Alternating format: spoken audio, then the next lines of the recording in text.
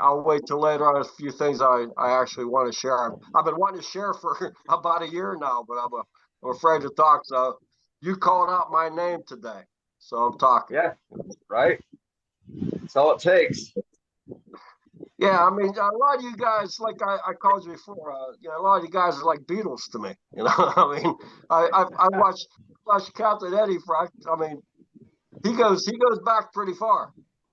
Yeah, he does. He goes back pretty Yeah, far. Eddie's inspired a lot of people.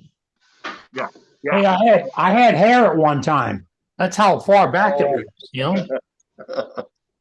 We were all young at one time, Cap. We were right. all young, but I'll tell you what, this is a great group.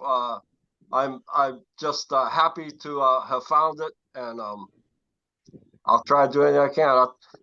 This is just a good time. I look forward to Wednesdays. So thank you. Now, this was Right created. on now. This created by people like you, Al, because I tell the story all the time. 4 years ago, I sat at SWAT and just did just what we're doing now, sitting on a tailgate, talking to folks. They just said, how can we talk about wood turning with no commitment, none of this hula, and the dollar never mattered. And that's so important to me that it doesn't matter. We're just a bunch of friends.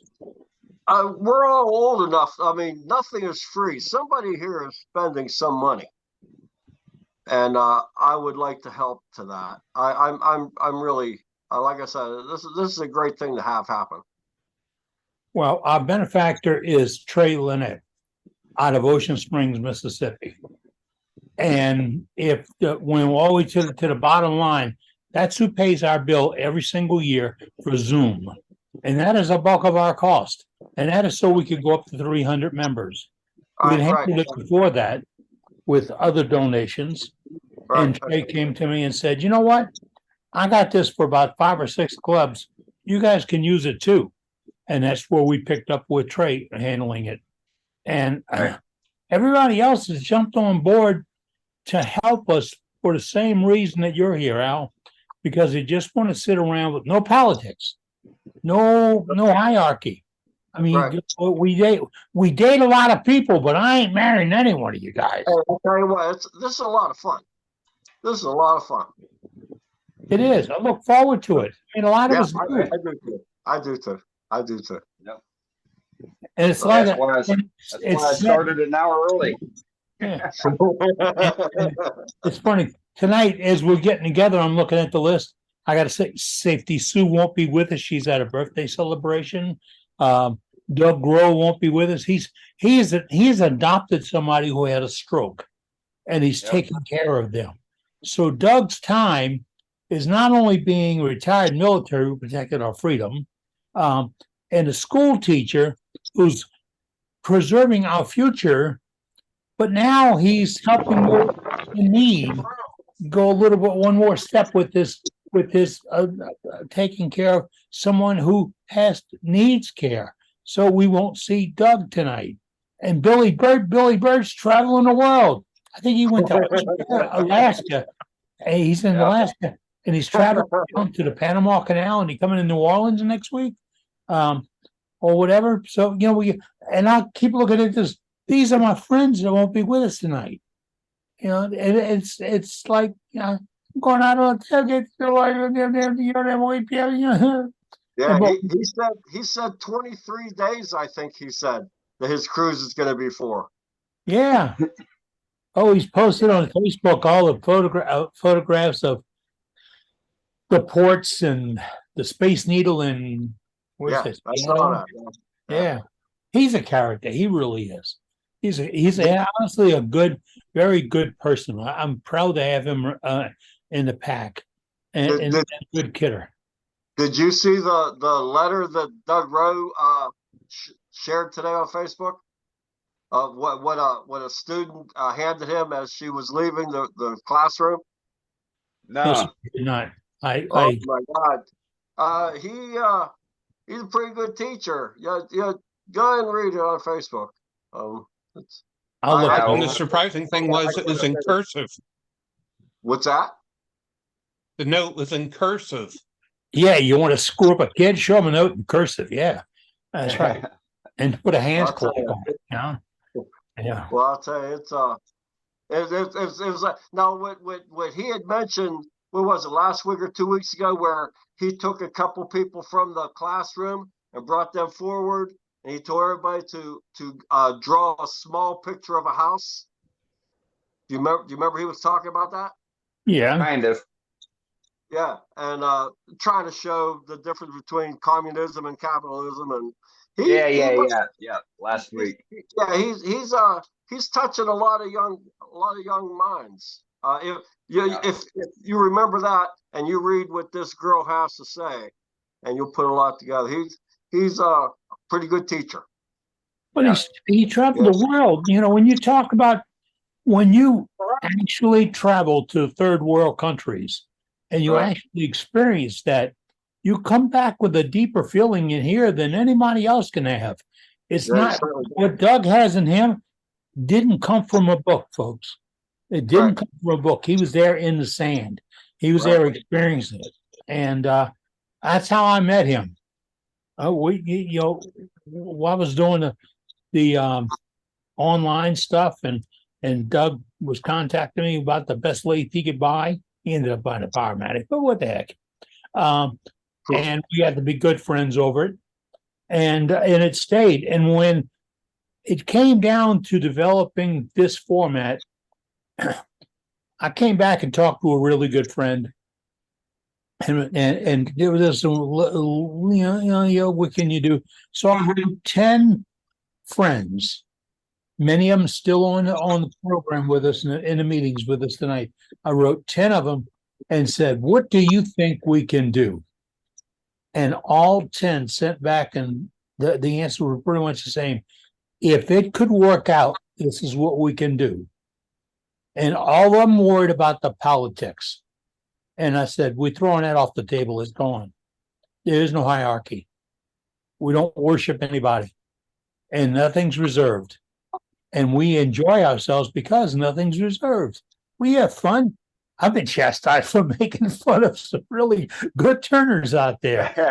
I mean, really. No I mean, one person gets precedence. Yeah, look at this outlaw named Carl Jacobson. I mean, I a remember. couple of weeks ago, I was making fun of him, and somebody got offended. I made fun of Carl. Between naps, he does some pretty damn good work. He does, Right? and he does, and he sells bottle stoppers and stuff. A business he bought from a dear old friend of mine, Ruth Niles, who has their stuff done by a machinist I put in business named Paul Holmes. And it all loops around, folks. It all loops around. It's amazing how many of us are intertwined and don't realize it. And it's amazing how many of us will help each other and come to rescue and come to relief to help you out. And that's what I like about this. There are no politics. It doesn't matter. And damn it, if you need to have that matter, go find something else. It really doesn't matter. It doesn't. Hey, don't forget, Tennessee Area Woodturners has got a program coming up in January of 2025.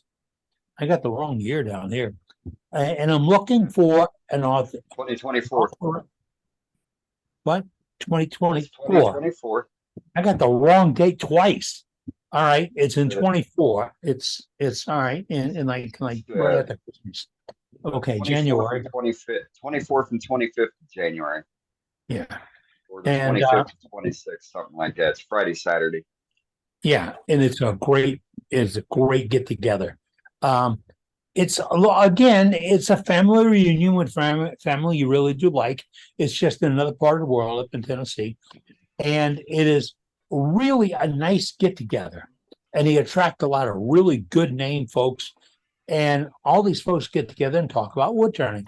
We Worldwide Woodturners right here, this group, we're looking for an authorized representative to be there. We have Worldwide Woodturners stickers, and we have the new one. We have the artwork for the new one.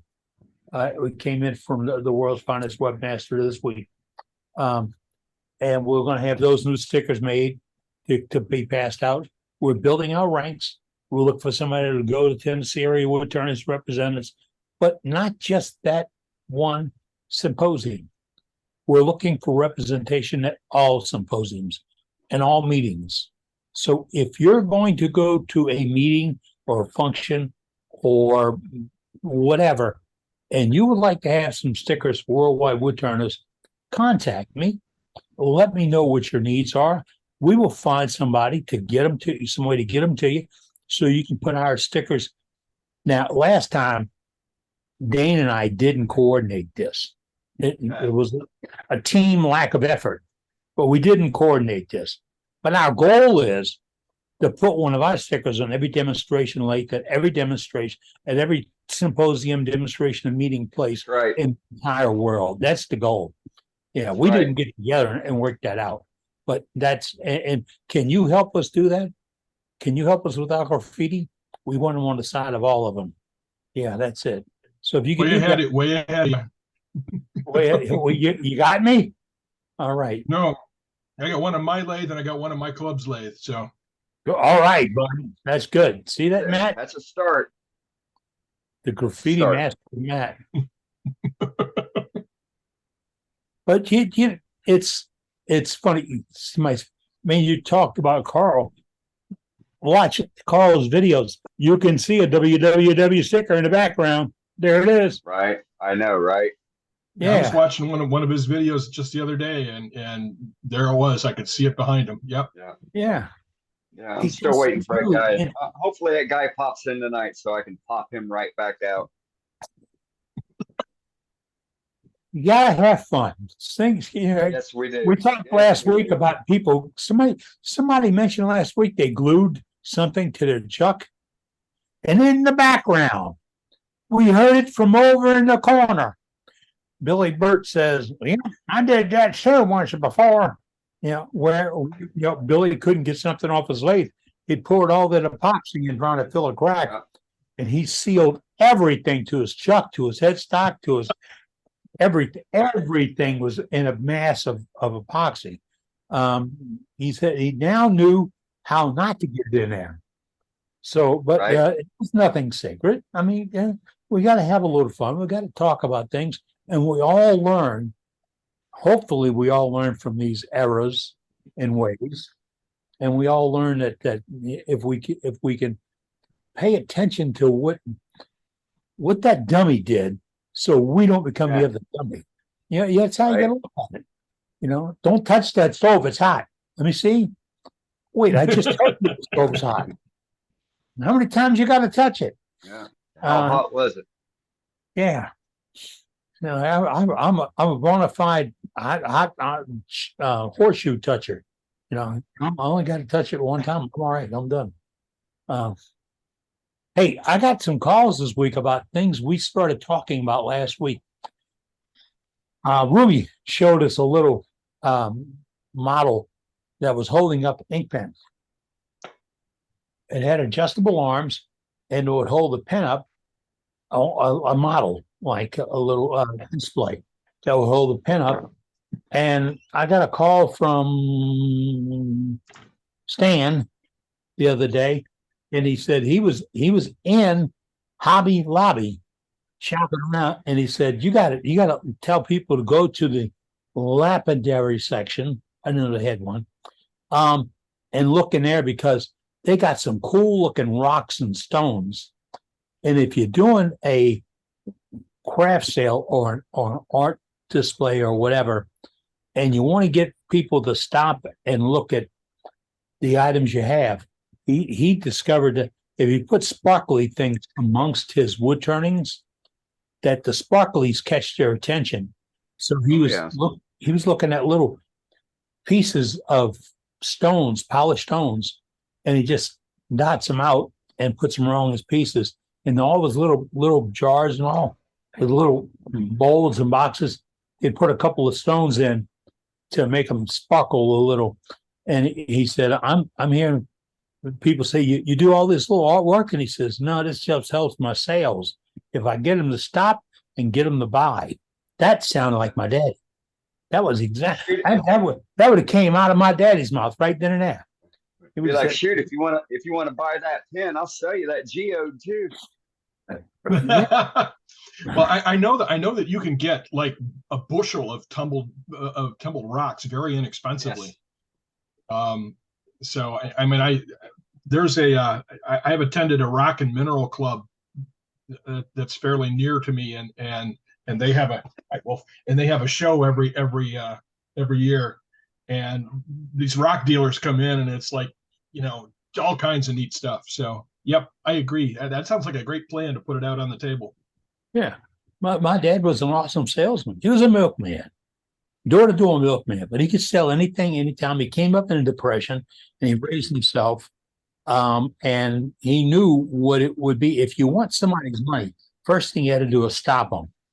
And that was always the thing. Stop them. Get their attention. And he had really catchy ways to do that. And he get the attention of a salesman to come talk to him and all. Some things at time I would think, man, I don't want to be around this guy. Good God, did he really just do that? A bit later in life, I'm thinking, I know why he did that. I know why he did it. And he did it for his best interest because somebody else wasn't doing what they should have been doing.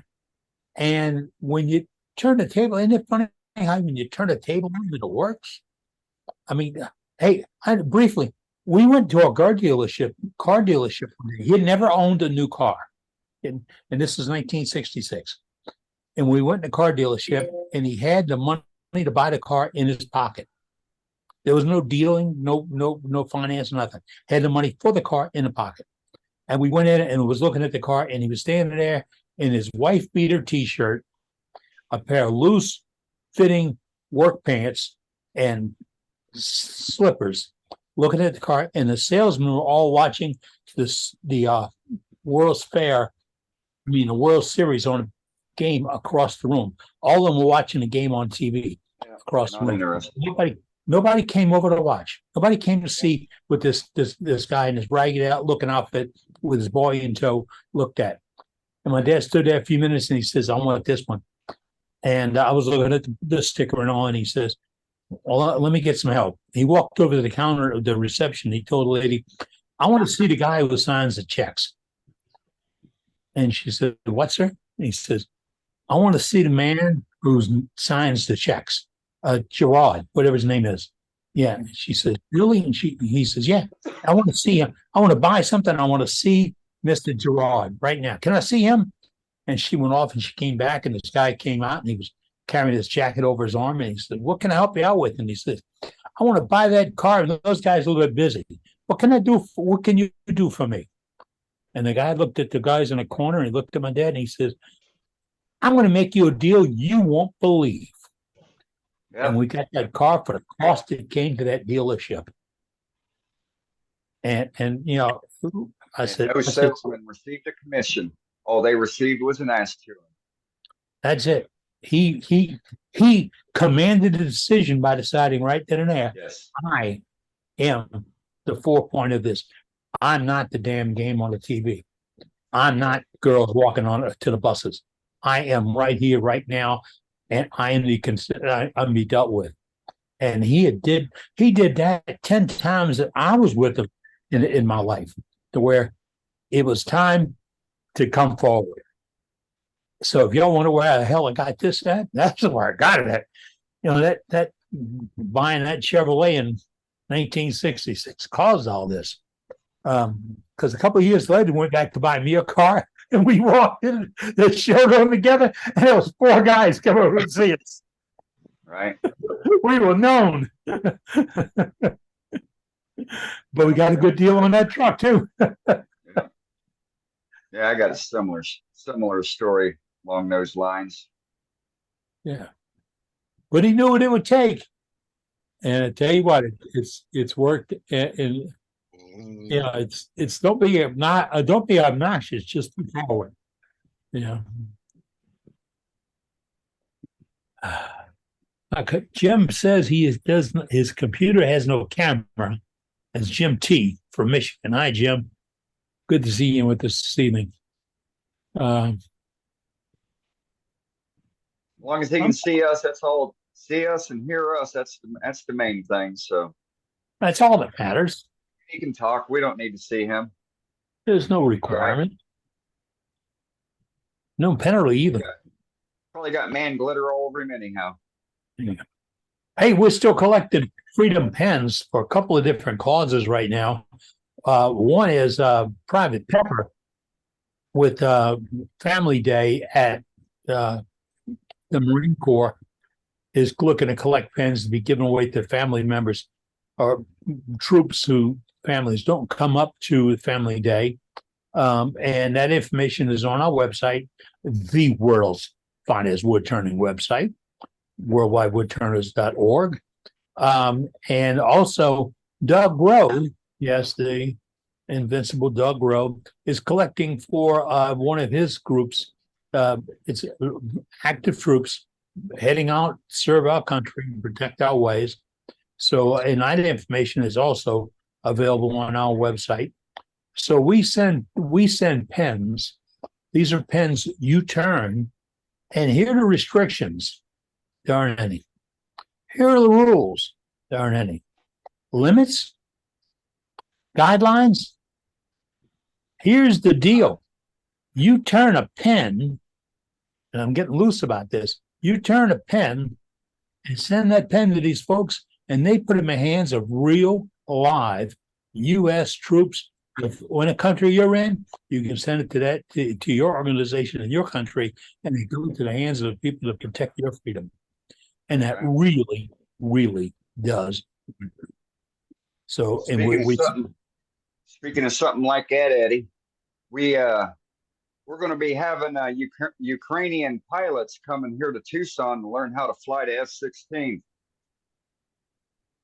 That's going to be an experience. Yeah, so maybe we can do something for the youths, and I can take out to them.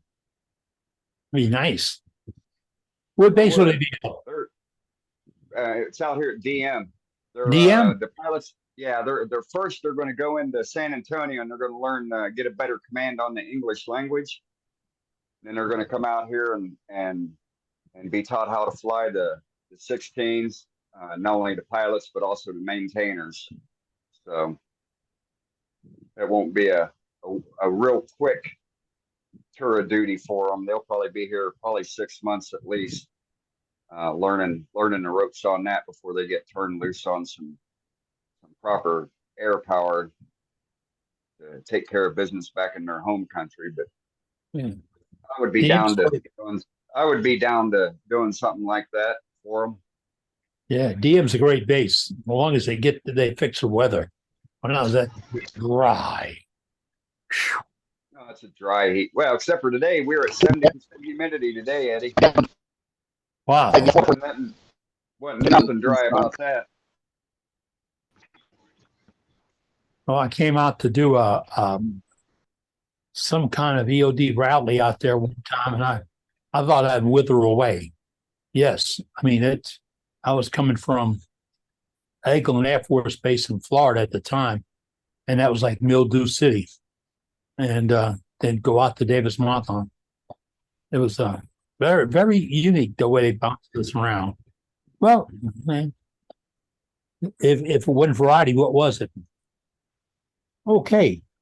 You got gallery tonight, folks. We do gallery each week, and that is when we get to see your art, your work. And remember, we have a no but guarantee. That no but guarantee is just this. No one viewing this is permitted to say, I like that but. The but's not permitted. We like that. We want to see your work. There's not a single one of us qualified to critique anything you ever turn or design or lay out or whatever. None of us. I don't know anybody that is qualified. And if I did, I wouldn't want them to be looking at my work. So we will look at what you do. We want to see what you do. We're going to ask how big it is.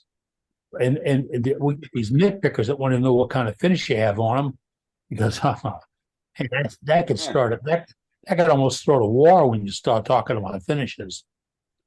And the size and the finish. If you've got something to show through it in chat, Dane will call you up and introduce you. When Dane introduces you, start talking to us, because he's got to find you in a crew of about, right now, just about 60 folks that are up there. So the screen looks like a big smash of things, and your little square start blinking and everything. It's a fun little program, but it's free and to the benefit. We're the benefit of Trey Lynette that lets us use his license to do this each week. And so we love to get on to this. And I did hear from two folks that followed up on what we talked about last week about tongue oil finish. And they both went to our website and found the videos where we had some really good explanation on how to use tongue oil. And it was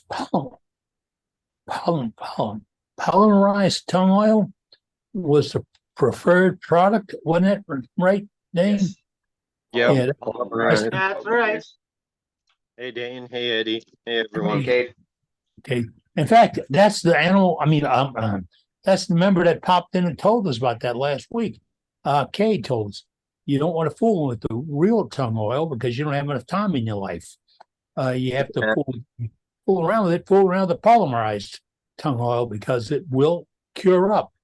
He said, even though they don't even have humidity in where he lives at, they still have a problem with it. So, but that information is on the World's Greatest website, worldwidewoodturners.org. And if you got something to add to that website, it's so hard to do, send it to the webmaster. David Rose is a webmaster. He don't miss a beat. He doesn't miss a beat, folks. If it can be out there and we can be found, we can go there and it stays there. Whew. Stays there. There's no hierarchy in this thing. All right, we got something to show tonight. Step up and say hello. If you're a new member, join in.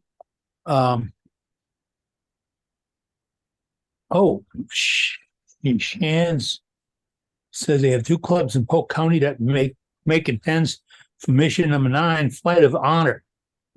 There'll be 194 veterans.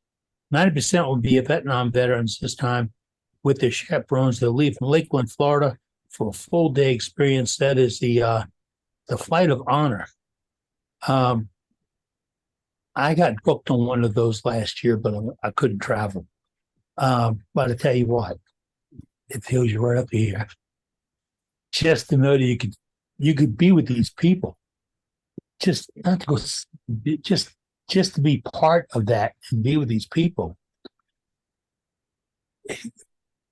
You know, so there's a little thing you get out of life, which you put into life. Let's not be corny about it. Damn, you do. That's what really counts. So it's about 10 after the top of the hour. I'm Eddie Castle, and you're tuned into worldwidewoodturners.org. And I'm going to try to find the new artwork we have on a computer for the new stickers, so I can show you what we came up with. Dane, do we have gallery? Yeah, we got a few participants. Let me run through some gallery while you look for the new logo that Dave sent us, and go from there. All right, let's see. Up first, we've got Matt Harbor.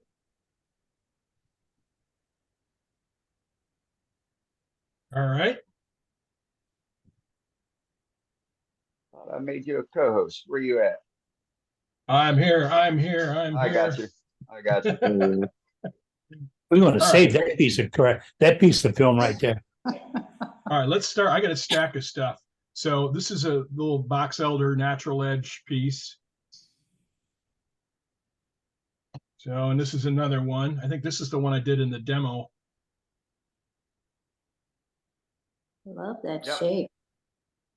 Yeah, it's fun. And this is one, same piece of wood, but a little bit different shape. And I really like how this one came out. It's got some really cool, characteristics in it. And then I've got this one, which was like a little bit of a cherry burl cap. That's pretty. Wow. Thank you. Yeah, it's a lot of fun. So it's like, okay, it's really thin. What do I do? How do I make something out of it? So, and this is a piece of walnut. This this is end grain, so the grain runs like this, okay? Nice. And I got a very thanks Sue. I got a very interesting education at the place where I'm teaching about how to cut these bulb lengths. So what they're doing basically is they're putting them in the, he cuts a cookie and then he chops uses a hammer and a wedge to make wedges out of the cookie off of the big log, and the result is you get woods like walnut and cherry. So I've shown some of the cherry ones, but you get some really cool like sapwood and heartwood features. So those are pretty cool. This is box elder also. So this one, I don't remember where I got this piece, but it's got some really pretty color.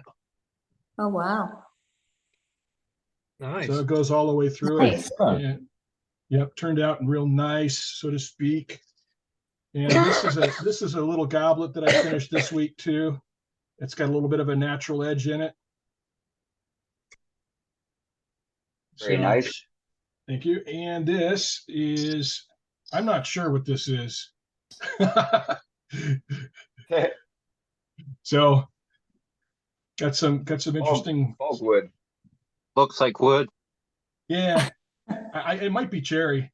Who knows? And then, Yeah, and I'm really grateful for the gentleman who did the demo last week, because I went in my shop yesterday and this morning and revisited some of it. So I made a little ornament, and I don't know how I'm going to decorate it yet, but I'm really happy to have to see the demo and revisit it. This is cherry and walnut. Oh, So- it was Tim Hatch. Tim Hatch. Yeah, Tim. Yeah. Right. Yeah. So that was really cool. And I like the ideas, and I really like the central pillar on these. I think that it's a lot more stable. One of my problems that I've had with these in the past is these things are a little too fragile, and I've broken some of these or chipped them out or something. And either I'm a better turner than when I last made these, which is possible, or the demo was inspirational enough that this design is a little more robust than what I used to turn. So, and then I wanted to try another kind of finial, a spiral ribbon finial. So this is turned, and then you basically cut out the ribbon. But this will sit on top of something. And this is a lot of fun to make. I'm going to make another one and try something else. So. That's Yep. cool. So That is really good, Matt. thank you. Yeah, this is really surprisingly easy to make. So Wow. Didn't Scott Hampton do a video demo on that? Bob Grinstead did a similar. it might have been. Yeah. And my inspiration was one of my club members actually did a YouTube video on this 9 years ago or something like that. So guy I know, made his was black, and his piece was black and turquoise. So I think that he made his ribbon finial, and then he dyed it black, and then he had a turquoise finial, wood finial inside it that was really, really thin. And his piece was black and turquoise. It was really pretty. So these are very inspirational for me. I really like these, and it's hard to argue with these. It's like what a great accent to whatever you're making. So yes, I was very busy this week, Leonard. So I got like 3 or 4 days in the shop to crank some stuff out. I reground some tools. I get some cleaning up. You guys may know Don Doyle, who is Rubber Chucky. He lives about a half hour. He lives about a half hour from me. And I about a week and a half ago, he called me up and said, I've got a bunch of seconds that I don't just want to throw away. So how about if I give them to you and you take them to your club and see if people will want them? And I'm like, okay. So he filled my car up with boxes and bags of seconds, things that I can do a demo for that, Gary. But so I've been sorting all that. So it's been a very busy week in the shop. So Because Wow. seeing as how I had the rubber Chuckies to begin with, I got first picks. Nice. Nice. Yeah, and to be fair, I use his products a lot, and I already have quite a few of them, so I'm not sure that I didn't add a whole lot, but some of the ones he has for the vacuum chuck that I want to try too. So he's got some very nice things. So Very anyway, good. that's my summary, and there's a bunch of things that are in the finishing stages that weren't quite finished enough to show. So Right on. Thanks for sharing, Matt. my pleasure. Thanks for having me. All right. Let's go to Mr. Kingsley, aka Grandpa. Grandpa, Hey, Grandpa. hey, as I've been working on through this fancy wood that I got, I managed to get a day off this week to get into the shop. And this is, let me get the name right, European Purple Beech. European Purple Beach. Yes. And the only reason I know that is because it's the tree was in an arboretum and it had a tag on it. But it's just Wait. You went to an arboretum and cut a piece of tree out to turn?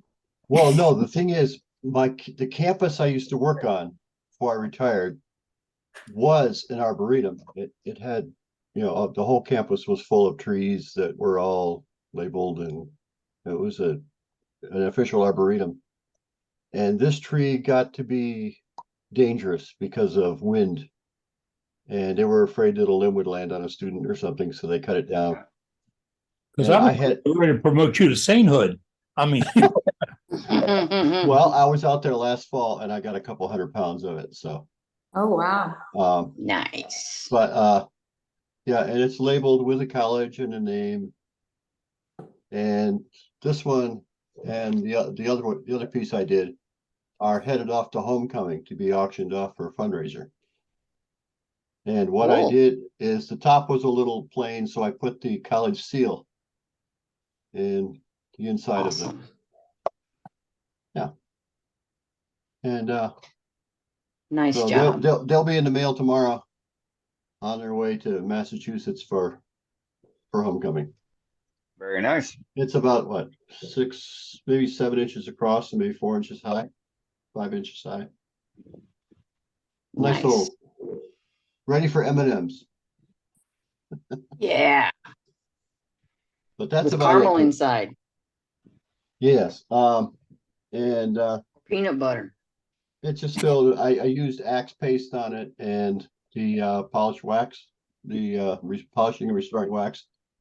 I'm not real happy with the shine, but at this point I don't have time because homecoming is next weekend, so it's got to get there.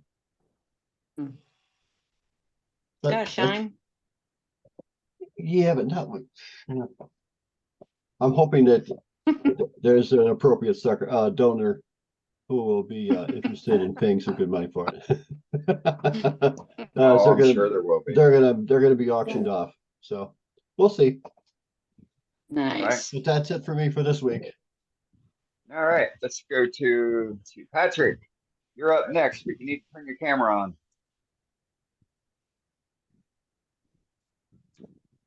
Patrick, going once, going twice. All right, let's go to Roger. Yeah, I'm here. Hello? I got you. All right, let me get things set up. Okay, here's a bowl that I turned this week. Beautiful. Just a piece Nice. of walnut, Mhm. come from a tree next door. You got a heart And- down there at the bottom. Uh-huh. See that? You have a heart on your base. yeah. You got a heart. Mhm. You do. Yep. Beautiful. And since we're plates and platters, I thought I would show a plate that I did. Oh, I like it. Very good. Nice. There's no finish on this at all. And it was done like 14 years ago. Wow. What is it? What's it made of? I believe it's a mahogany. Okay. And then Nice. this is the platter that we have on our table that we keep napkins and salt and pepper shaker and everything else on it. But my wife wanted something, Real a nice. lot of different colors in it. So I did this. So she got it. And she got it. Yep. Now, this is finished with Beautiful. lacquer, spray lacquer, so. And the walnut was finished with Funwell. Very good. Okay, that's all I got. Job. All right. Thank you. Pretty work. All right. Let's go to Sandy. Hey, Sandy. Oh, hi, everybody. I'm here. I got you. Okay, I'm staying with the platter theme as well, like last week. This is a piece of figured maple. I like that wood. Look at that. Yeah, I got lucky here. It has some bird's eye and some quilting and some striations. It's kind of a cool piece of wood. Yeah. It's I saw about, these. Very it's about 11 inches, I want to say about 11 inches wide, probably a little under a quarter inch, but even the back of it is pretty sweet. You know, Oh, yeah. sometimes you just get lucky, you know, you Sure do. just oftentimes get, gorgeous. and it's got the shine they were talking about. I'm all about the shine too, so I get what Yeah. you're saying. You- Yeah. you- So this Amen. has 2 coats of wipe on poly. But, Okay. so Very nice. that's my platter for this week. Beautiful. Nice Beautiful. job, Sandy. That's all I have. All right. Thanks for sharing. Uh-huh. All right. All righty. Let's go to Heim. Hey, Heim. Oh, that's, Gotcha. yeah. I don't know if you see it. Oh, look at that. Oh Yeah. my. I Wow. designed it the first time on paper, but not sure because it's go through the round piece, go inside, and this piece go inside and come back out. And eventually I figure out the first time I know access, the second time I try. Nice. Very nice. Figure out this combination piece holes to turn around. So that's what come up. Mm-mm. Between Wow. Purple Heart, Ambrosia, and this I really don't know. The base I can pick a piece of dark piece from, I don't know. I can't remember what the kind of piece is, but and I think I did 2 sealers and 1 lacquer to get this shiny. Yeah. That- Yeah, it looks great. That is cool. Yeah. And this Very is cool. the first mistake I tried. That one should be this one, but it came out too big. So I decided to make it jewelry box. Wow. Oh, yeah. Okay. I like that. Cute. Beautiful. That's very cool. Legs. Your are pretty- Gorgeous. Like Wow. a finium on the legs. That's How they only, match. yeah, that's only what I have. Thank you. Yeah. Great job, buddy. Love it. All right. Let's go to Mansfield. Hey, Bob. All right. Hey, guys. How you doing? I was trying to get creative. A friend of mine was throwing away a battery charger. And so I decided to make one of Graham Priddle. I think that's what his name is. Mm-hmm. He calls it a vaporizer. But basically you make it out of a battery charger and you pull everything out except for the transformer, the rectifier. I think I left the little thermal I don't know what you call it, gauge, or anyway, it's a thermal sensor, so it'll actually cut off if it gets too hot.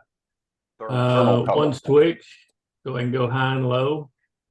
And so for about $37 to $35, well, I've got a real burner here. This thing will burn until it just burns everything up. I made a tip here. I think this was like Molly Winton has a tip like this. She takes Yep. that nichromium wire and wraps it around a drill bit and makes Or a little- nail, or a nail. Yeah, or a nail. There you go. Anything small, and make a little burner. Hold it So, up before we can see it, Bob. Yeah, let me. What can I put behind it here where you can Your see? hand. How about That's that? cool. Is that better? Let me see if I can get in closer here. It's basically a coil. Yeah, The basically wire a is coil. coiled. Just a coil of wire, and it's that nichromium. It's resistant wire. So if you reuse regular wire, it's just going to burn right through it. But this nichromium is or nichrome, I guess, wire is a resistance type wire. It has resistance built into it. The little connectors here are out of a terminal strip. I think the terminal strip I bought from Mauser for $2 and something, for an 8 position. So I've used 4 of them in this. I actually take the little metal things out and use them. That is a 1/2 inch half inch PVC, and I put some deals in it to let the heat out. And in between the 2 ends, I made wooden dowels to hold the pieces. But in between that is just a brass rod. It's an 1/8 inch brass rod that goes through here, 2 of them, so you can get your 2 connectors. But this thing will just burn and burn and burn. It, the battery charger itself was rated at 2 amps, 10 amps, and 50 amps. I'm not getting anywhere close to that. I've got it on the lowest setting. I did leave the switch over on the right hand side with the with a little amp meter, just so I could, because I didn't know what it was going to do, and I wanted the 2 lowest positions. So I did have a low and a high setting here where I can get the lower voltage. But anyway, this thing will even at a quarter power. I've got you put a light dimmer, like 110 light dimmer in it, and that's the on off, and also it regulates the 110 going into the transformer. So you can turn it down, but if I put it up here at about a quarter of the way, not even a quarter of the way, it'll go all the way back around. So this is not even a quarter of the way, and he's putting out 10 amps. And 10 amps will burn that tip right out. It'll burn it off. So I don't keep it up that high. But anyway, I was playing around with that, and I made this vase. This is let me turn on another light here. Let me get it on. There we go. Maybe that shows it a little better. Yeah. Oh, yeah. But this is Nice. what Molly Winton's tip, the tip that I made, Mhm. and all it is a coil of wire, but it makes a pretty pattern. And but I didn't. She shows it. Usually she puts white white wax in it, and then buffs it all out to where just the white stays in the little grooves. But I was Like a afraid to do looking that. glass. I had made too many mistakes here. So it's easy to make mistakes. You're going around, and the first row is not bad. It's the second row where you can screw up, because now it's getting smaller, and the third row is even worse. So you end up with the spacing not being exactly the same anymore. But it turned out all right. I decided not to put the wax in it because it would show up everything. But it is hollow, and then the top is square. That's So you really make- great. That's pretty cool. Yeah. How'd you turn a square neck? No, you make it round. You make a little thicker round piece, and it's thicker, so that that you're going to cut these out. You're going to cut these the square part out of it, so that neck is thicker. The rest of the body and everything is about 1/4 of an inch all the way. It's all hollowed out. And I couldn't draw. I'm not an artist like she is, so I couldn't draw. She has figures on here like prehistoric animals and things on here, and I couldn't do that. So I used a cutoff tool, just a little 2-inch cutoff wheel, and just made some scored lines coming up. And then the paint, there is that Josana paint, Mhm. the iridescent colors. So Yes. it makes it look real pretty. Makes it shimmery. Yeah. You can see Yeah, the shimmery. purples, There you greens go. and yellows in it. Yep. Nice Got job, that. Bob. Very creative. Yeah. Well, thanks. I like the gold. I like the violet and the turquoise. You know Those me. are the colors I Like- like. Are those Like violet. iridescent paints or interference paints? Iridescent, I believe. Mhm. Thank you. Yeah. But Gorgeous. they're real pretty paints. I mean, you can paint them on nearly anything, and they all turn out real pretty. But anyway, that was my foray into that. I need to figure out how to make some more tips because I don't want to make the same pattern all the time. So if any of y'all have ideas or have done this before and have some tips that I could I have come a- up with. I have a ton. One of the things you can also do, Bob, is you can get like copper nails and shape the copper nail into a shape, like with your Yeah. Dremel or grinder, and then Yeah. wrap it in the nichrome wire so that the copper nail heats up. Yeah, I've And- seen that too. Molly did that. She Yep. made a star and she made different patterns out of copper nails or out of some large-headed nails. And Yeah, and I'll some- probably end up trying that. But anyway, it's just different. You just have to come up with different designs. It's kind of like leather work. The leather Hey, tool Bob. with a little different design. Look on the Micromark website for tip designs underneath their pyrography machines. Micromark. Yeah. Micromark. Okay. Marked. Okay. All right. Yeah, I'll look for that. Yeah, But me too. I want to try another one of these. She has a platter that's made out of this pattern, and it looks real good. I don't know how good I'll get with that either, but at least it doesn't get smaller. The rings don't get smaller real fast. It's on a platter, so you've got some flat area, and I think it might work easier to keep the patterns lined up. But anyway, Or you just make various smaller sizes of the same style. oh yeah, I could make some smaller sizes of that. Is that a solid block of wood or is that glued up segment? No, it's a solid block. Okay. I did turn it. I did cheat a little bit. I did turn it as two separate halves, so I wouldn't have to hollow it out. So it's actually split right here. You can't see the split line No. because everything is covered up here. Yeah. Right. But it is That's not split. cheating. This is a bowl, and this was a bowl with a Yeah. thicker lip.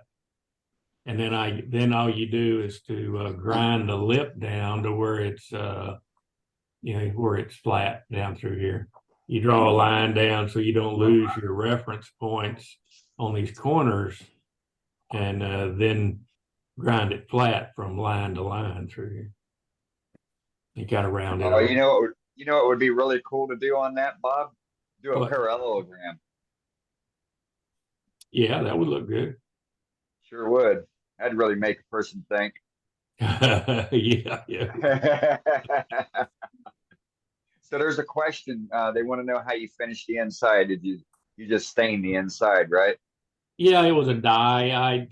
I was gonna dye it. I thought, I was using elm, and so I had it all turned out and everything, and even had the sides all done, and I was gonna dye it black because I knew I wanted the bottom black, Right. and so I dyed it and dyed everything black, and I started hearing it popping, and then I poured it inside, the dye inside, and swirled it around, and boy, I mean, it popped everywhere.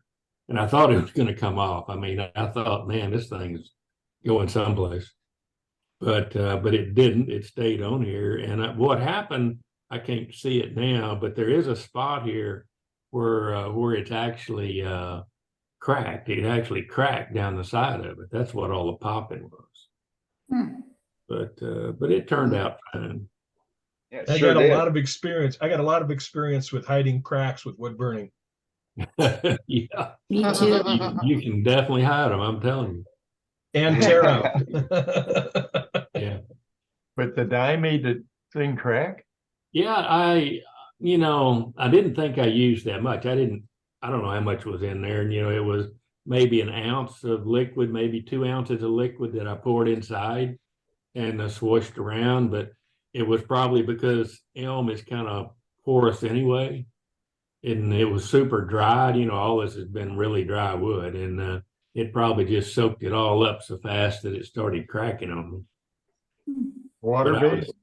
I was kind of surprised. Water-based dye? No, it was alcohol. Alcohol? Oh, And DNA alcohol. It was that RIT dye and DNA alcohol. Right. But Oh. the other thing I noticed too is that I couldn't hardly burn it. Normally after I dyed it, well, then I wanted to come back and sign it, and I couldn't hardly sign it.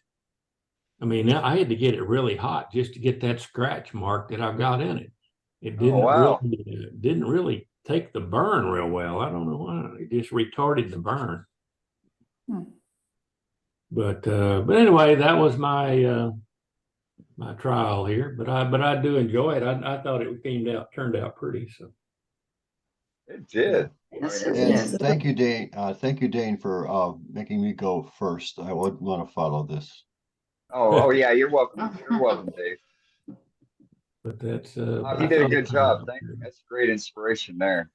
Yeah. By any chance, did you record it? No, I didn't record this one. No. I've been trying to record them, but I didn't record this one. I wasn't sure how well it was going to turn out. So Right. I'll have to record the next one I do. Yeah, definitely. That'll work. Good job, sir. All right. Well, thanks, guys. If you want to, I'll put the link in the chat about Graham Priddle's. He called it a vaporizer, and that's about right, boy. I mean, you put it on the wood, it just flames right up. It just boom. The flames are going everywhere. Yeah. But, I have one of those. I nicknamed it the flamethrower. There you go. Yeah. That's the name. I said, excuse me, guys, I'm getting the flamethrower out. And you just touch that wood and it goes, whoof. It does. It just really burns. So, Sandy, you've used one of these before, or you made one? I have. I actually, a few years back at a symposium, you know how you can volunteer to help the various professionals, and you run and get their water and their helmets and whatever, you're a gopher more or less. And I worked with Graham and Melissa. And so I was introduced to the flamethrower, I call it. He calls it a vaporizer, but that's what I call it. So I have used it. And it's like you say, I keep it on the lowest possible setting that I can get. And then, use it and turn it on. You can't leave it on because your tip's going to be gone. That's right. The tip will just go right. It just starts falling off. Yeah. And what I did for tips was I bought several of Molly Winton's. I bought some of her tips. She sells them. And then Burnmaster tips will fit in there. Yeah. And you can get them pretty inexpensive and just sort of bend them the way you want them to get a different shape. And I find that easier than the nichrome. I didn't know about the copper nail, but I'm going to try that. Yeah, Molly uses the copper nail too. I hadn't seen that part. Yeah. Those Burnmaster tips are nichrome wire also, I think. Is that what it is? Because I use those, and you can get them pretty cheap. That's what I use. Yeah, you can get if you hunt around like on Amazon and or any of those Chinese places, you can get like a batch of 27 wood burning tips, and they'll fit these burners, and they're very inexpensive, and then you can just transmogrify them however you want them. I've done things like take those tips and bend them, and then get out my Dremel with a diamond bit or a stone and shape them into crescents or things like that. or, Mhm. just make teeth or something. You can, and what you're doing with this, because of the heat involved, is it's basically, you're using it to texture rather than, I mean, it is burning, but you're basically texturing the wood with the machine. So Right. It's not like you're trying to draw with it. You're really doing it. What I found really nice about those handles is that no matter how hot the tip gets, your hand doesn't burn. Right, right. Yeah, I didn't have any problem with it getting hot on me, the handle getting hot. Right. I did have the thermal fuse or the thermal fuse inside this thing pop a couple of times. I'd have to wait, let it cool off. But other than that, I didn't have a problem with the heat. You stay away from the tip, it's hot. Right, right. Yeah, I think it's more like a brand. Your Yeah. brand, I felt like I was branding things rather than burning, because I have a wood burner, obviously, that I do other Yeah. things with, but I mean, that you can actually kind of draw with or follow a drawing that you put on Mhm. there, but not with the flamethrower. Yeah. But now you might, this was 18 gauge Nikon wire. And I think Molly uses 20 or 22. So, if you get a smaller wire, you might be able to write with it, if you bend it just right. And like Matt said, grind it a little bit. Maybe you could make it to where you could write with it. But it is, I think I'd rather buy a writing tip from somebody and rather than to try to make one. But Yeah. anyway, that was fun doing. I enjoyed playing with it. My problem is I like to build these things, and I really have more fun making the vaporizer than I do making the product. I mean, than actually doing it. So, just work, huh, Bob? Just doing the actual wood burning is work. It's But work. making the That's right. tool That's is work. fun. Yeah. It's fun making it, but it's work trying to use it. You can buy that nichrome wire on Amazon. I've got little spools. I don't know. There's probably like 10 feet or something on a spool. I've got 16, 18, 20, and 22 gauge, and it's not very expensive. You can buy it and, use it to make any shape you want out of it. Right. Yeah. And I haven't seen the smaller stuff, but that would be. I think I'm using 22 gauge for the tips that I've made. So I'll just have to play with it, play around and see what else I can get out of it. But You can buy the Nikon Like the machine there. like this and just make tips out of it. That's what I do. what now, Scott?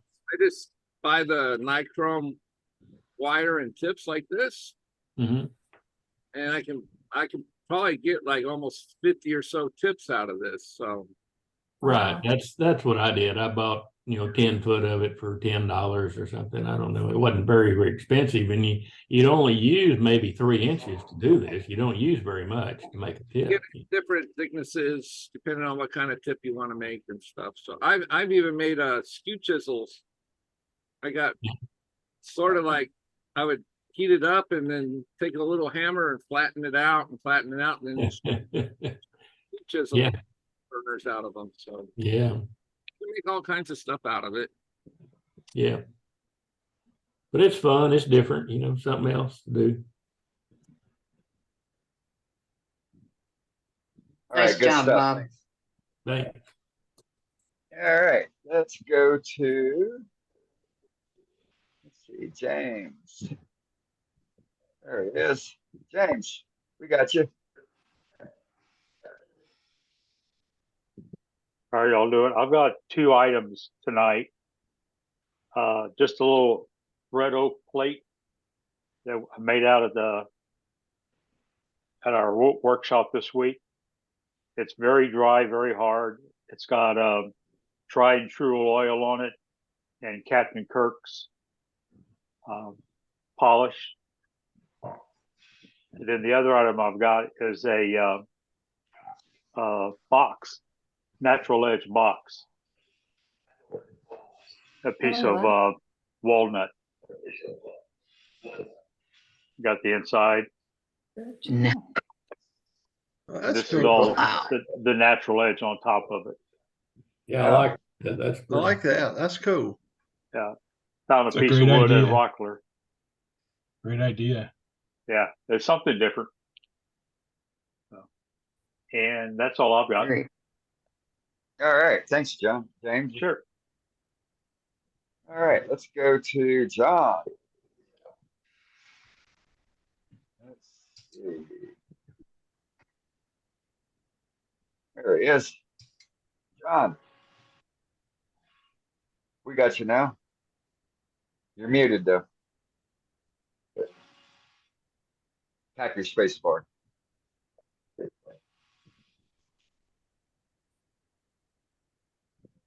Can't hear you, John. Oh no. John, you're Can still. you hear us, John? You're muted. Still muted. Okay, There- how about this? There, now we got you. Okay. Since we're in the platters tonight, I've got a box elder piece that I did back in 19. It's got a little bit of quilting in it, and the color is faded a bit. Box elder color fades over time if you don't put a UV coat on it, and I have a UV coat that has kept it in fair condition. But there it is. That's about 13 inches in diameter. Nice. That is had some good ripple in it. Yeah, it has beautiful quilting. Yeah, sure does.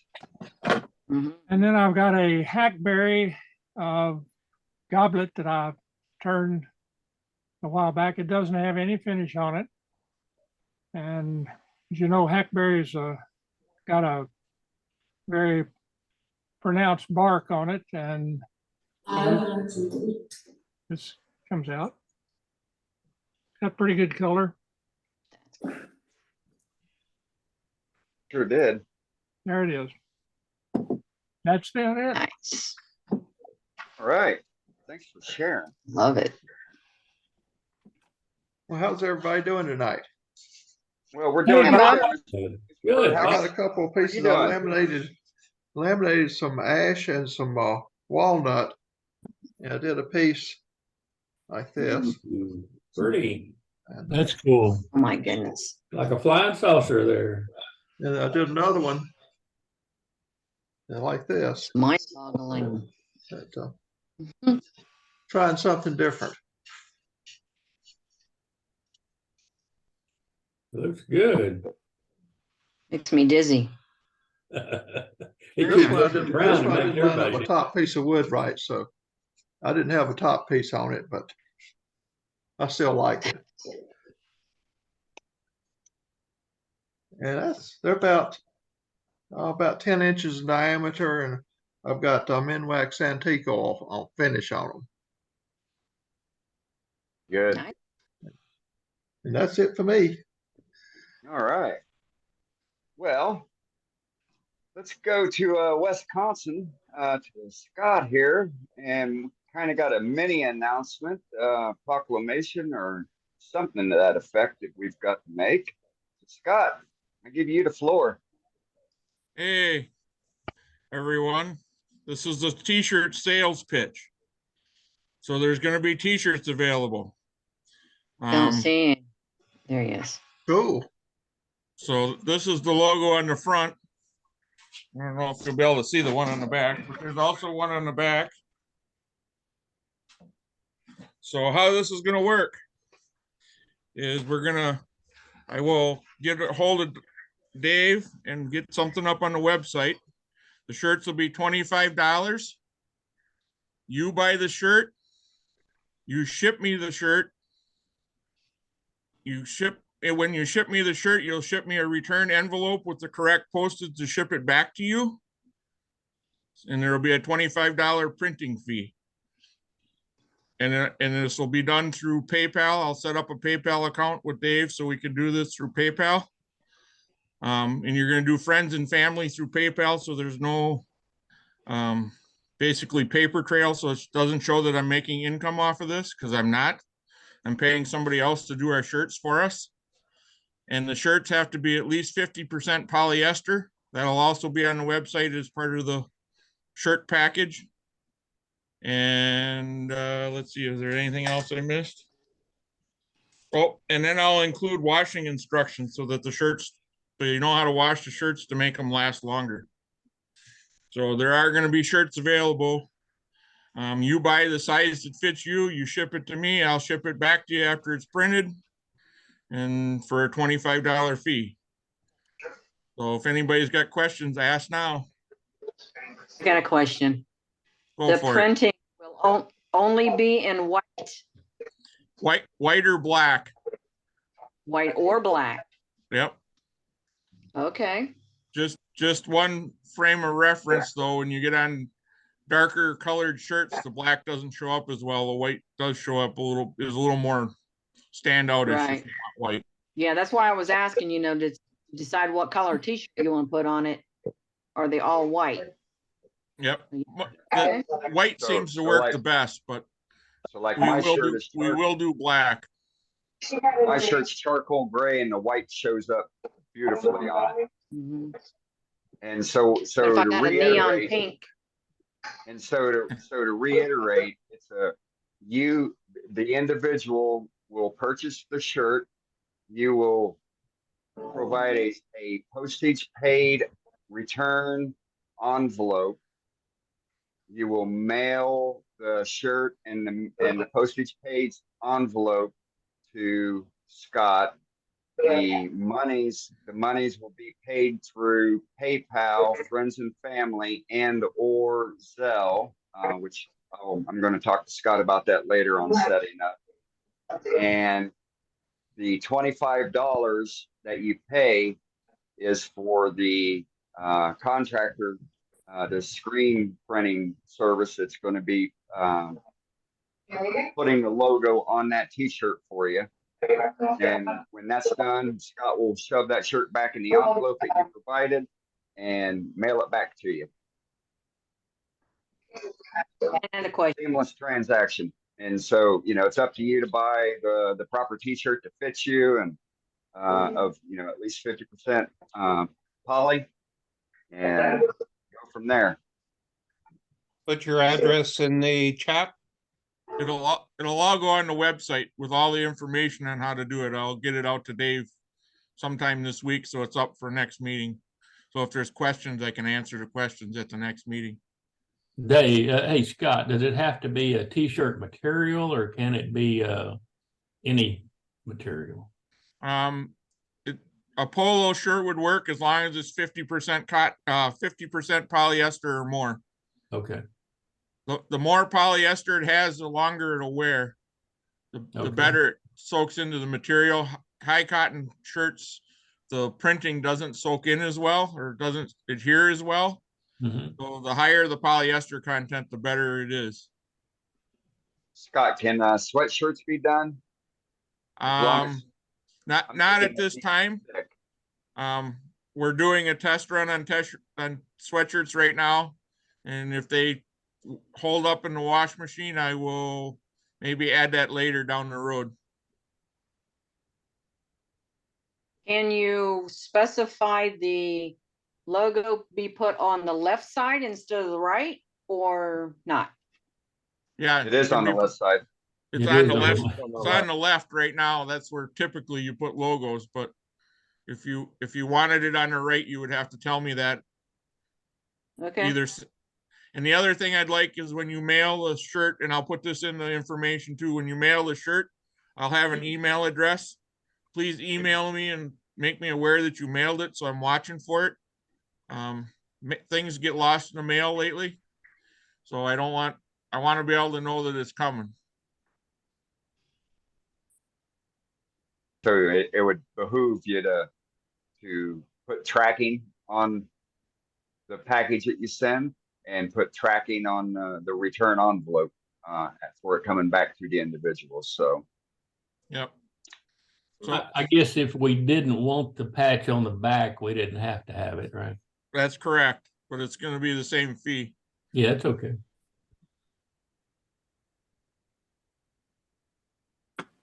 Thanks, Scott. Any other brief questions? Or the other option is you can have the big logo on the front and then no little logo if you wanted it that way too, I guess. Sure. So you might want to include like a letter stating Yep. how you exactly wanted it. If it's perhaps. different than the norm than what I'm wearing currently, you'll have to make me aware of that when you send me the shirt so that I know the particulars of what you want, so we don't print something and you don't get what you want. Now, would there be a different setup fee if we're changing the design? Like everybody wants a different design from the original? No. No? Look, Nope. Yeah, that's the design right there. This will be what the logo will be, and where you want it placed on the shirt won't change. It doesn't matter. The way they're transferred on, it doesn't matter if this is on this side or this side, or if you don't put the one on the back and you want it on the front and you don't want this one, it doesn't matter. I just have to know that before I take it to the contractor. Yeah, What that's if you what I wanted, meant. That's what I what if you meant. wanted the Not big one on the change front? design, but just the placement. Yep. Go ahead, Right Brandon. on. Okay. Or Like if you like just, the big one on the front and maybe the little one on an arm, whatever. I'd have to talk to my Yeah, contractor about putting it on the arm. We haven't tried that. Okay. That's a little harder to do. So on the trial basis here, it's going to be on your Keep it simple. breast, or Yeah. the big envelope on your chest, or on your back, or neither. It's not going to be, oh, I want to have it on my sleeve or on my shoulder, or it's Keep it simple. The person that's we're doing this we're probably trying to could work do, through this. the person that's doing this could probably put them on the sleeve, but the way they put them, the machine they use to put them on the sleeve would take more setup, and I don't want to really go down that rabbit hole right now. Yep, got it. Can't think of anything else. I mean, she would have to change her setup on her machine, and now we're talking about another setup cost just to put it on the sleeve. I don't want to go that way, I don't think. Nope. It's more work for her to constantly have to change placement too, and remember Right. which shirt is which placement. So Yep. And as easier to far- keep it simple. Yep, this little one on either side, that's not a big deal, or the big one on the front and not one on the back, that's not a big deal either. How big is the little one? So this one is 3.5 inches, and the one on the back ranges, depending on the size of the shirt, ranges from 6 to 8 inches. So if you're like me and in a 3X shirt, the logo on the back will be closer to 8 inches, and if you're a smaller person that's in a medium sized shirt or a small shirt, your back logo will be 6 inches. Looks great. So I hope people want to do this. I've put in a couple months worth of work to get this lined up. So hopefully it goes over well. Right. And so if I Thank you could for get your efforts, everybody Scott. that is interested in this, if you could put in the chat tonight that you're interested in getting a shirt, and then even if you're interested in getting multiple shirts, if you could throw that in the chat, and then I would ask Mr. Rhodes if he could trim that out for me later, so I can see what that actual interest is, and see if it's anything better than last time we tried doing something like this with patches last fall. Well, saying you're interested in doing it's two different things. Well, yeah, exactly. Well, that's why, the onus is solely on the individual that wants to get a shirt. All the money is up front with the individual. It's not being fronted by anybody. And we're sitting back and waiting. Right. In hopes that we're gonna, get rid of this inventory. We can't be, saddled with the out of pocket costs, and we can't be saddled with sitting on multiple t-shirts, of multiple different sizes and collars, and then folks saying that, oh yeah, I wanted it, but yeah, you know, things come up and now I don't want it. So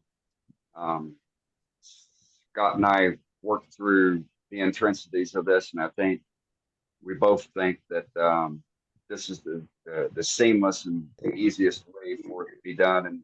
And he's got a great contact up there where he's at that's able to make a quality imprint on the shirt.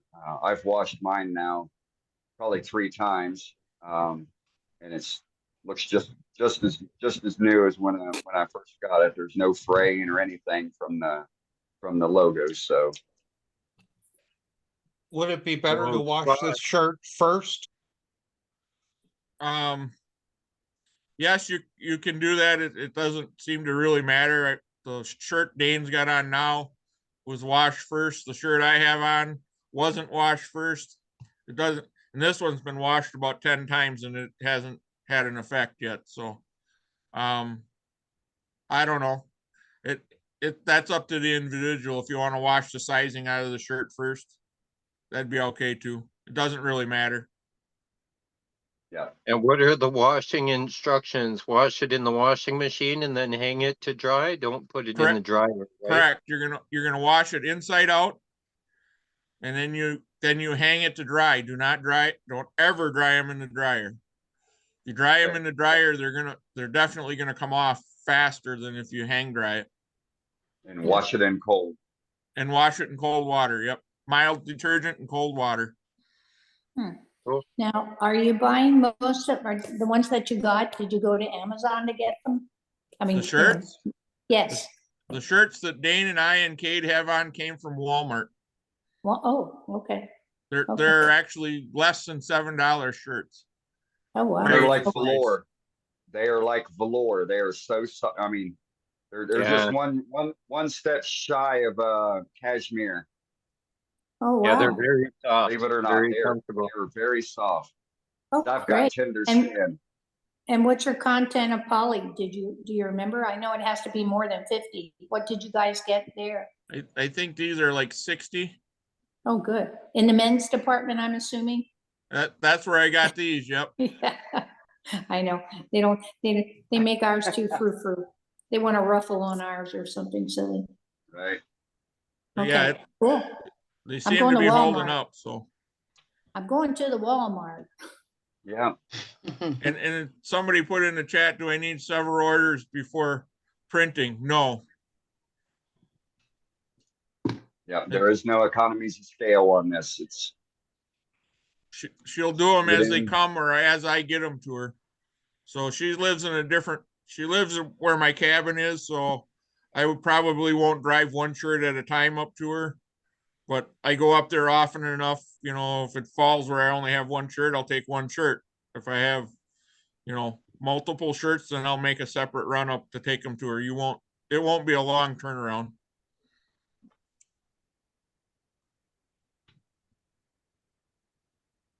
outstanding. Scott, thank you very much for all your hard work on this. Yes, thank you. Yes, thank you, Scott. Thank you, Thanks, Scott. Well, I went just to show you that they work. I went to a craft show this weekend and I was stopped by at least a dozen people and asked me about the club and what it is and where it is and how to use it and how to get to it and all that. So it does attract attention in the white. Cool. Dan, turn your second device off, please. So I'll get it out to Dave within the next 2 or 3 days, and Dane and I will get the payment thing set up first before I send anything to Dave, and we'll make sure that there's no hitches in the giddy up. Perfect. That's all I have unless there's more questions. You guys are awesome. Cool. Thanks, Scott. Thank you No all. problem. This is all done by volunteers, folks. These are members being members. That's what it counts. That's where it comes from. Members being members. And we're fair about it. We're very fair about it. We opened and I mean, You're looking at the club at its best right now. That's what we're here for. And boy, we see some nice things tonight. Some interesting art, some great gallery, t-shirts and stuff coming available. And don't try to over fancy it a little bit. Just get some shirts, get some name out there and get going. And we want to see you wearing your shirt when you come to the meeting. It's not mandatory. We don't have any rules or anything, okay? Just you'll look better. You probably turn better and have much better work come out too. So, but that's not a guarantee. It's just probable. Right. Big You shirt. can charge a higher rate for the product. We won't talk about that, Charlie. All right, we got a demonstration coming up this evening for you folks.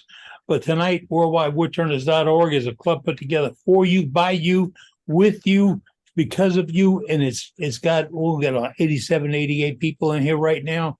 And it's all these folks sitting on a tailgate talking about wood turning. If you've got something to add, something to ask, something bugging you, a problem, a question, an idea, this is where you bring them. That's right. You bring it right here and you tell us what's on your mind and you ask us what you need to ask us. And we've got some of the finest brains in the entire world working right here. And they come every Wednesday night. And if we don't have the answers, we'll make some stuff up. I mean, we'll find the answers for you. But we want to help wood turners be wood turners.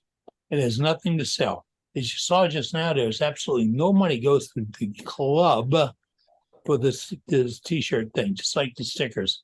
No money actually goes to the club for the stickers. In fact, what we've sold on stickers is pretty much a wash right now by what we've paid for stickers and what we've mailed and what we've given away to symposiums and clubs, et cetera, So it's kind of washing itself out. And that's where we really, really want to be. And we thank you, all you members, for support, because many of you members bought stickers from us. And they're $5 for a 10-pack of stickers. That's 10 stickers in a number 10 envelope we mail to you. And you can get this right through our website. It explains how to do it. And we're glad to help us get the name of the club out and get spread. We want to get our name on every demonstration light available. But in doing that, we're having a good time spreading the word about the world's greatest wood turning club. Your club, yours.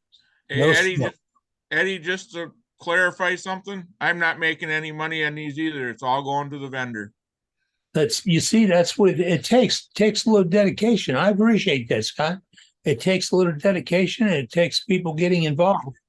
And as we all know, most of what we do, and we appreciate what we do, we learned in kindergarten. Really. Throw it way back. Throw it all the way back when it told you, go in, make a friend, and you always have that friend. Didn't they tell you that when you started kindergarten? Yeah. Go in and make a friend. You always have that friend. So here you are, friends. Come on in. Make a friend. No commitments. No games. No gadgets. No frill. Let me tell you, this is a commitment. And it's fun, fun, fun. I love it. And I love when I bump into people that I don't know why. I was in a little restaurant with my wife the other day, and a guy tapped me on the shoulder. Good seeing you, Cap. And my wife said, "Did that startle you?" I said, "Yeah, I want to see where he's parked at."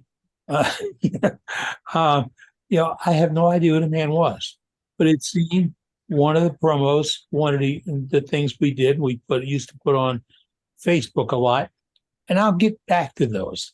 I quit putting those promos from our Facebook pages on iMovie and putting them out. It's a continuity problem I'm experiencing. But if the boss stays with me during the day and keeps me focused, I can get those done. It's nothing more than It's not grinding my soup. I have a disease caused by Agent Orange, and the disease is deteriorating my functionality. And it just happens. And I'm going to keep going at this. You ain't holding me off. I got this room on this tailgate. Hey, I ain't leaving. So while we're here, we're talking about it, getting there. You got an item show on gallery tonight? We'll do a gallery again right after our demonstration tonight. If you got something to show us, put it in the chat that you'd like to show something this evening. Don't forget a couple items. We're still collecting Freedom Pens for 2 different groups right now. We collect for all 6 series, for all 6 of the United States forces. Army, Navy, Air Force, Marines, Coast Guard, and Space Force. Space Force. But wherever you are in this world, your troops would like a gift from you for protecting their freedom. So we're collecting Freedom Pens for that. And that program will never, ever end, because they'll always be there. And for me, they'll always earn my respect. So jump on board with that. Turn a pen or 2 or 3, no limits, no guidelines. Just turn a pen and get them out there and let them know that you're thinking about them, because I am. All right. And we're still looking for a representative to go to Tennessee Area Woodturner Symposium. That's in January of next year. We'd like to have one of our members represent us. We'll send them the club stickers, send them a whole roll of stickers that they choose. We're going to identify every lake in the building as being supportive of worldwidewoodturners.org. We got a new artwork, but David Rhodes, I lost it. It came in, and I've looked on 2 computers, iPad, iPhone, and everything else, and I have no idea what I did with that artwork you sent. I like it, and so I'm going to need to see it again. I'll resend it to you, Eddie. Send it to me, because it does look good. It looks really good. Once we start the demo, I'll forward the email to you again. Okay. But we revise our artwork to say .org, so people know where it's at and where you can find us at, how to join us. And oh yeah, dues will not go up this year. With the board had a meeting. We all got together in one room and had one meeting, and the dues will not go up this year. We'll hold it just like we did last year. I thought it was going up 15%. You see, that's where those rumors get started. That's Dave. Dave started those rumors last year. And I think he wants a raise. I mean, you create the world's greatest website for woodturners, and all of a sudden Crown comes on and all that stuff. Website's doing really good.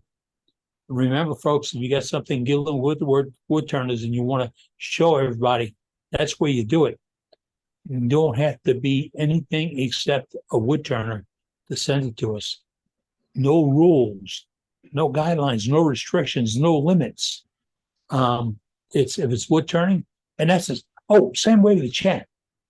In the chat, Scott Hampton's in there tonight. I saw him a little while ago talking about wire. So is Kate Boger. They're in there tonight. And they both do IRDs. They're both demonstrators who do in the remote demonstrations via Zoom or the internet. And they advertise their programs or their meetings or their demonstrations. And they can do that right there in our chat. It's permitted. So can you. So if you have an event coming up, think your club's got an event where they have a Zoom type meeting where I can go and pay attention to woodturnersresource.com's meeting or whatever it is. And you want to invite me to come there and see this? Put the information in our chat. And right there. So me and every other woodturner will up and share this. That's the fair way to do it. That's why we do it. Is it fair that a club say, "Oh, you don't pay our dues, you can't be part of our group or our meeting"? It's not fair. We're not stealing anything or robbing anybody. Let's get together. Come on, let's get together and get this thing shared out there. I want to know what's in the back of your mind. Really do. All right. Well, who's our demonstrator this evening, sir? Well, we're gonna go to Crittenburg, Kentucky, and we're gonna go see Mr. Miller. Doug, Doug Miller? you're it. He's not in Atlanta. I thought he was in Atlanta. And then so But a little he's bit, quiet. you're muted. Hear you, Doug. You're muted. Hey, everybody, one voice at a time, and I'll be that voice on letting Doug know that his camera is out of shot, he's muted and whatnot. But a little bit of housekeeping. It's Doug's demo. Doug's going to show us how he's going to turn his piece that he's going to be doing tonight. It's going to be his way.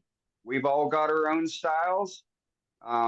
If you have a question about what he's doing or how he's doing it, please hold those comments till the end of the demo. And then we can pester him with why he did this and why he didn't do that. And then you guys can let him know, I would have done it this way at that time. Not during the demo because it interrupts the flow of the demonstrator and it just caused unneeded nerves or anything like that. And once again, if he goes mute or we got a problem with his camera, I will be queuing in to him to let him know we don't need 50 people yelling and being impolite and saying, hey, Doug, do this. So without further ado, I'm going to mute everybody. Doug, you'll have to unmute yourself and the floor is yours.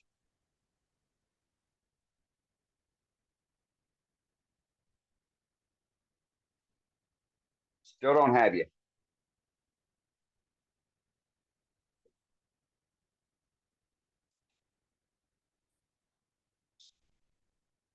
No sound.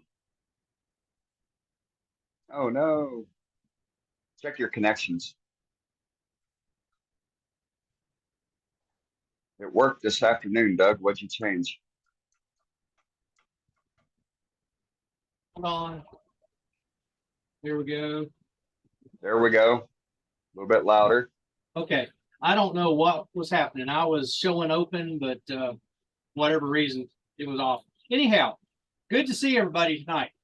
Before I get started, let me go ahead and do my gallery pieces. One is I made 5 of these. These are Slimline Pro click pins. I'll be putting those in the mail to Doug Rowe tomorrow so that he can pass those out. While I was in the pin mode, I made these 4 pins. These are they're called the Clever Click. I've never seen this before. I got the starter kit to try them out. It's a nice kit. I really like it. Got those from Wood Turnings. They're in Indiana. Very good company. Inexpensive. Primarily do the Penn State, but they get them more direct, not from Penn State, and a lot of times they get just a slightly better grade. So that's if you're not using them, that's maybe somebody you want to try. I'm not sponsored by them. I just like them. This is a desert olive bowl that I did. This was a core out of a larger bowl. I went through the mother bowl while I was coring this one out. And so this one came out nice. I've got a plan for the other one. Looking forward to working on that. I've shared with you several times. I shared with you several times. I in a group out of England or out of Great Britain. One of the guys there does a monthly hashtag week. This month his weekly hashtag was Oriental Inspired. I wish. No, you can't see it like that. I need a light background to put that against. This has about a 1/2 inch foot down here on the bottom. It's been, there you can kind of see the foot. It's been polished up to a pretty good gloss. I need to work on it just a little more. The top been stained red with a black knob. The inside is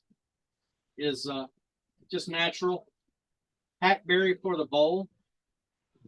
Matt, I know you like a hackberry. Here is Ronnie's construction pine. I've still got to take that tenon off of there, but other than that, that bowl is complete.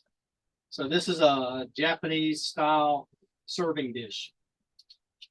Spent a lot of hours on the internet looking through Oriental inspired dinnerware to find that design. So anyway, that was that one. This month for Worldwide Woodturners, our emphasis is on platters.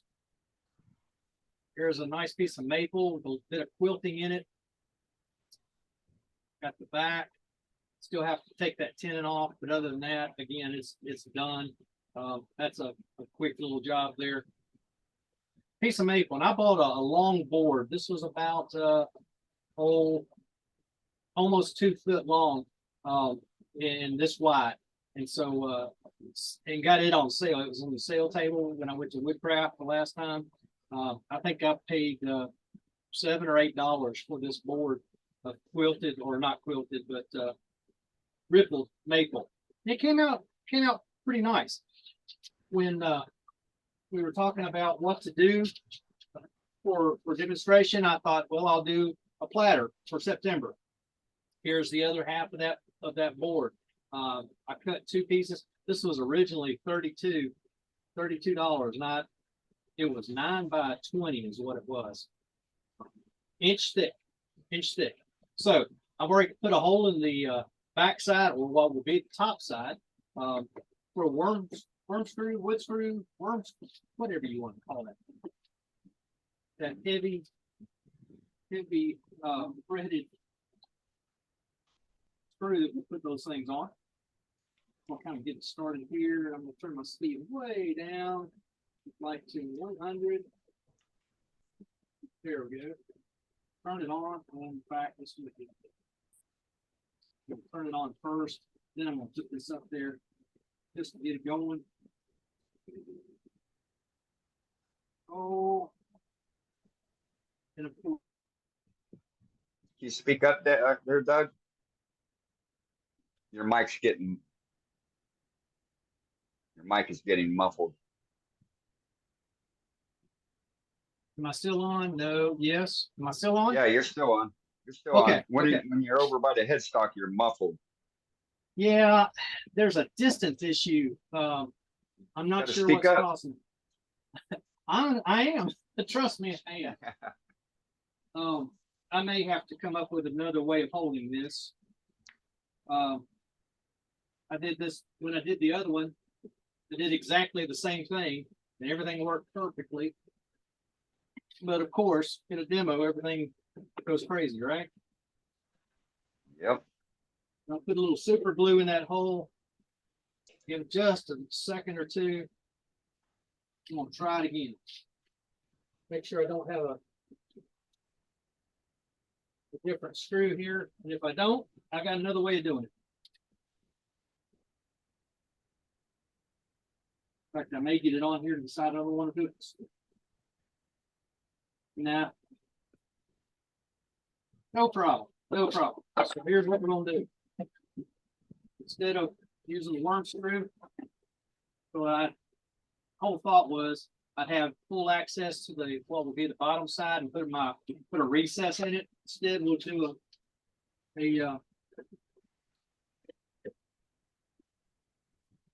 put a tenon on it.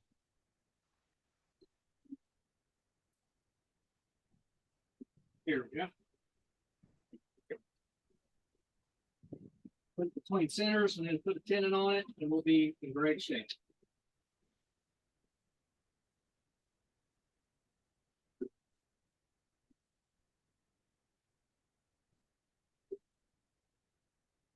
Easy enough, right? In theory. Yeah, in theory. No, it is. It's easy enough. Change it. Put my Hey, Doug. Yes. Doug, real quick, if you got a couple toothpicks, you could put the toothpicks there in your wormwood screw hole there, and then screw it in. It should hold for you. Yeah, it's too deep. Oh, okay. The screw itself is too long, and so and the more I think about it, the more I think this is what I did with the other one, because I have to take a tenon off of it. So I must have done it this way. Must have done it this way. No problem.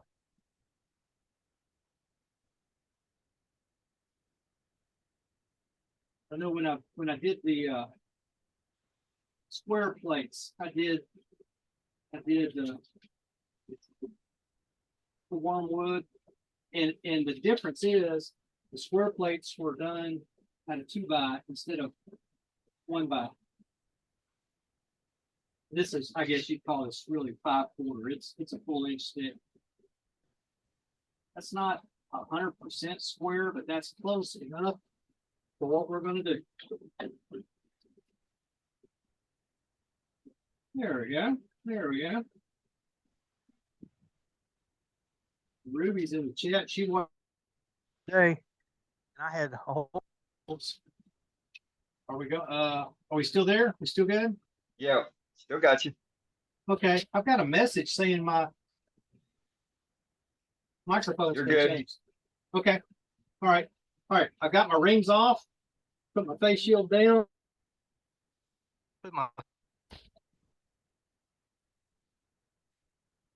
We are between centers and tightly held. I'm going to bring my speed up. Everything's still good and solid. I'm at 900 RPMs here. Working with a 1/2 inch mold gouge, freshly sharpened.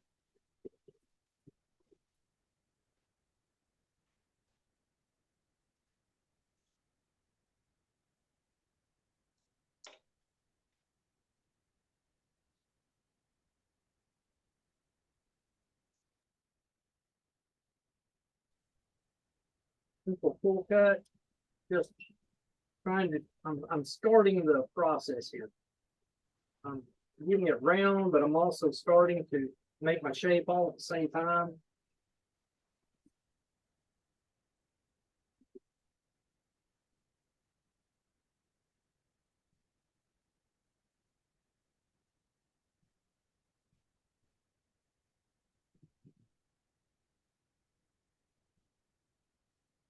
Without getting this rim completely flat, it's going to go a moment.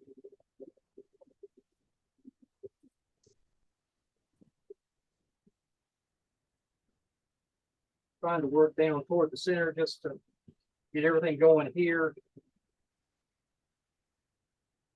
All coming together quite nicely at the moment.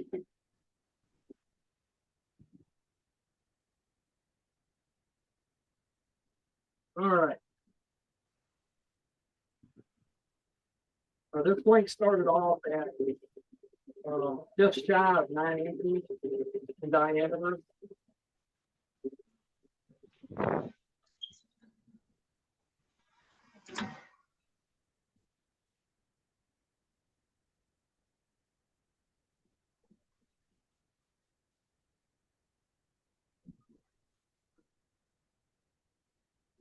Go ahead.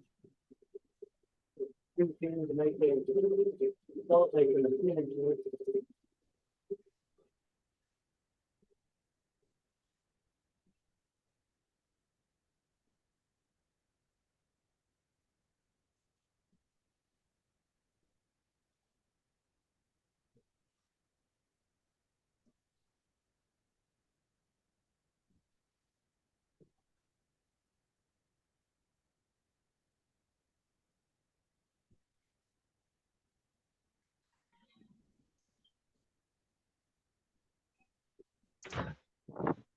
Okay, on this outer ring here that you can see, I'm going to make that where my foot is, and so I'm going to, from the inside of that, I'm just going to make it nice and smooth across there, so that when I do come back and finish this bottom, I don't have nearly as much work to do. Full cuts and these are push cuts, but again, these are finishing type cuts to get it done, so that I don't have a load of sanding. Now, I did find this maple is like a lot of other wood. It sands very, very nicely.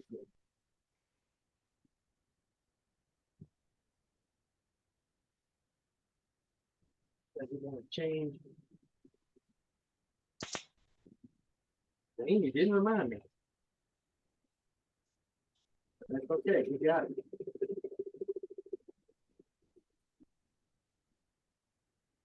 Wanted to see if you were paying attention. Yeah. How was it? Coming in from the outside of that foot. Little bit of an OG.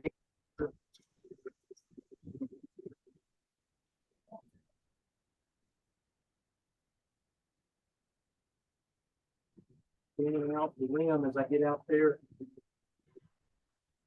Let's see if this makes things better. That's a little better, isn't it? Yeah. Makes no difference. It's good.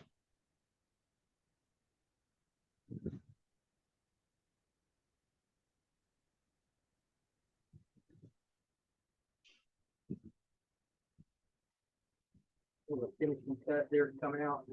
So I'll drop down from the foot, come straight out toward the rim. And then right here, I'll start dropping. Back out.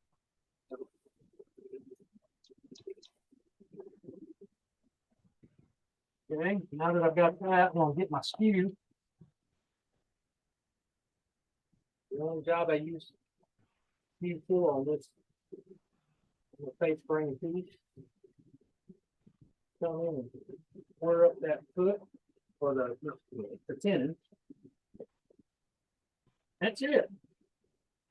You want to clean up that bottom edge, it's got up the fuzzies hanging off of it. Before I start jerking that off, I'm going to stop and take a good look at it, make sure it's got what I want. Okay, I've got a little ridge that I'm seeing right in here. And I want to make that foot just slightly more pronounced.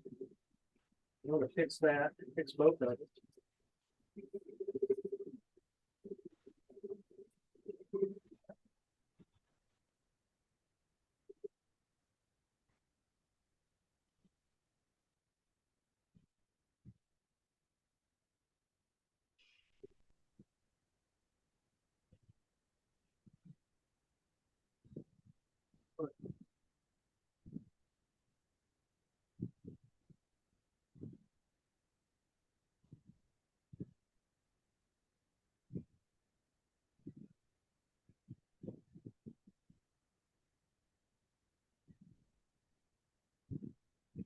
Didn't say it right. This is just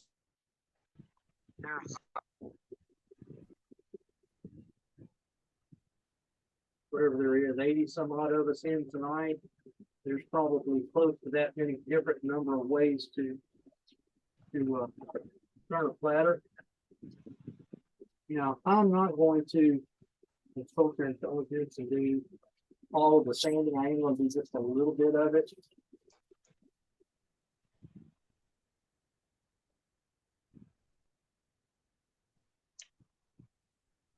Which is starting with 100 grit.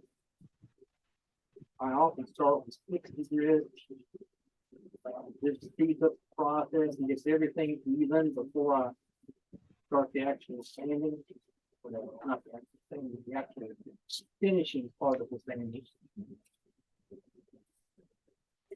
My whole idea is that by the time I get to the 240, all I'm doing is, by the time I get to 150, all I'm doing is knocking down the sanding marks from the sheet before. And then when I put my abrasive paste on after 340, it can really shine. It's not trying to take out anything. It's just a matter of cleaning things up. Little line, just outside of the foot. Normally with a bowl, my foot is about the size of the tenon. Where with a plate or a platter, I want it out more like 2/3 of the distance. So it's more stable. And that's just my preference. Some people put them out wider, some people put them in closer.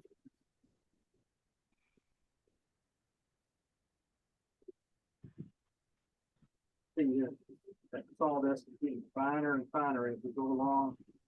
We're up to 240 now.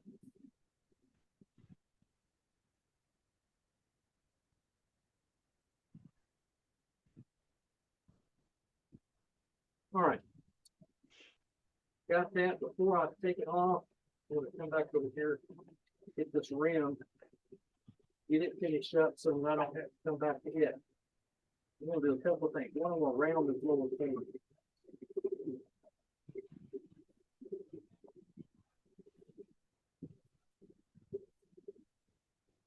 Just like with a bowl, my emphasis of cutting has been from the center out, keeping the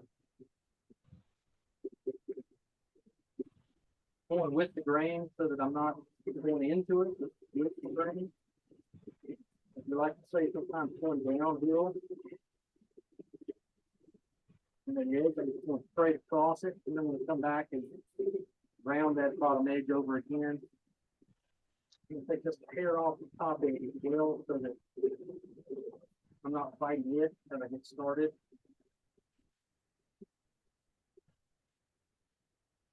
And just a light cut.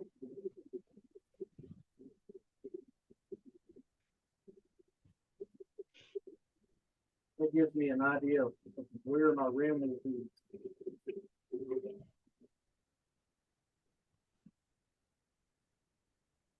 Oh, I can do it that way, obviously.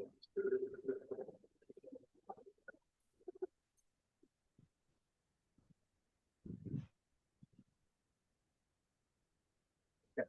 All right, we're good there. Just need to turn around.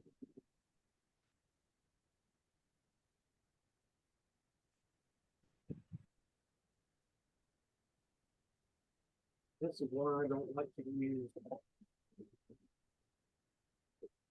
I don't like to use my drive centers in my headstock because I made a fatal mistake when I set this shop up and I put my leg too close to the wall.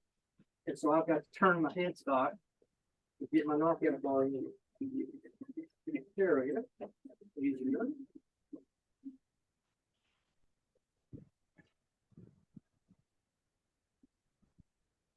Not a hard job to turn it. It's just that I have to do it.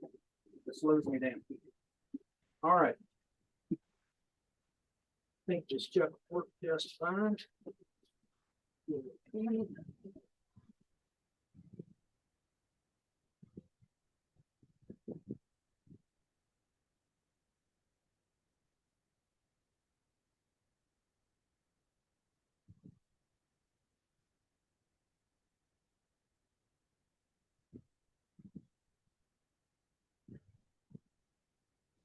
I'm not open for enough yet. I thought I was open for 24. There we go.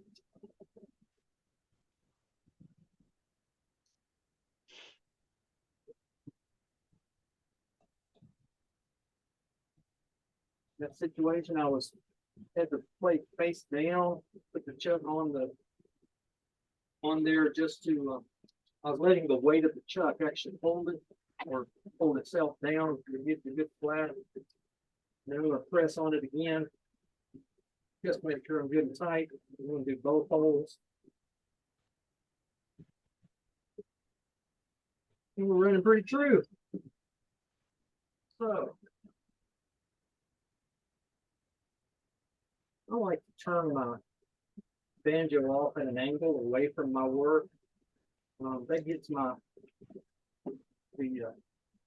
pulls down out away from the bedway so I don't hit my knuckles on it. And turn my speed back down, stand out of the way. Oh, yes. Run my speed back up. That's 1600 RPMs.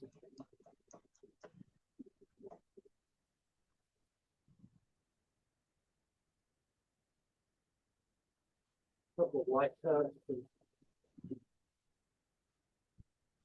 Get started with the rim. Get rid of the rim. Before we dive into it.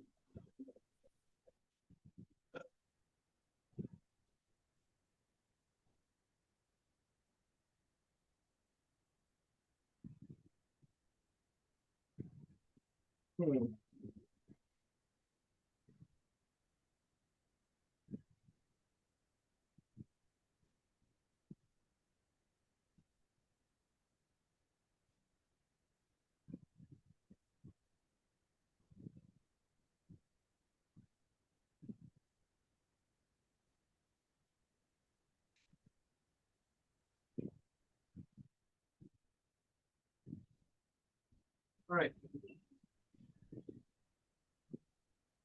Just giving myself an idea, I've been kind of watching the backside as well, so I know roughly where I am, and we got a good thickness to that point, good and even. So we can go on, kind of move on down the line.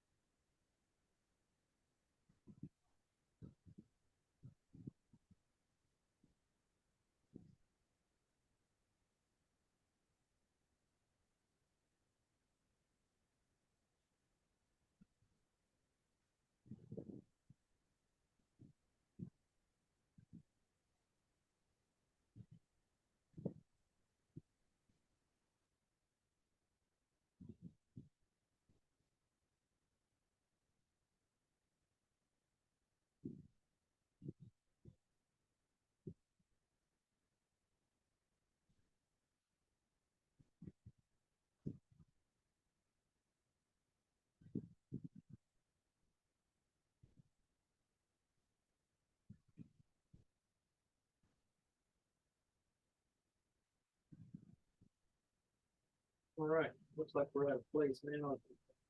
Making a nice finish cut. Towards the end, I'm gonna take a little more off. Tell you what's going on here. We've got a little bit of a bark inclusion right here. And so I'm gonna come back and take a little more off of that rim just to, well, I can leave you there.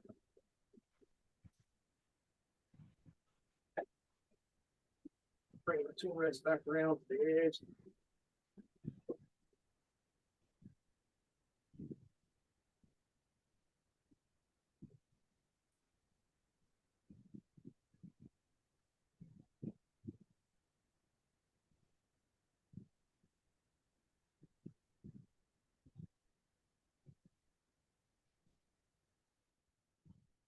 That extra off. Well, I know what's happening with the microphone now. For some reason, it's switching between my headset and one of the cameras. Yep.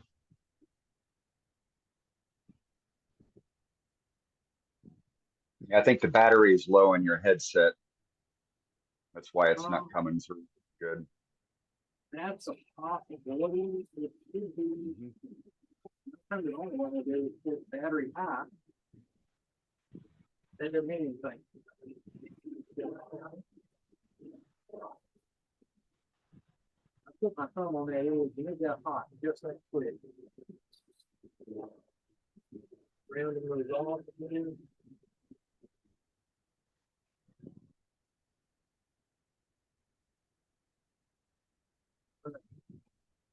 Come back around to the front.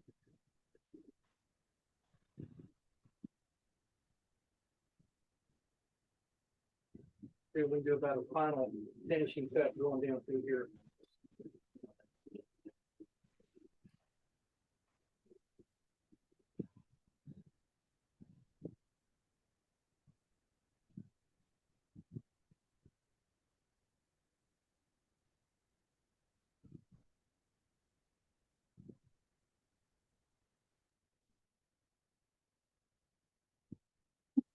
Huh. What do you think?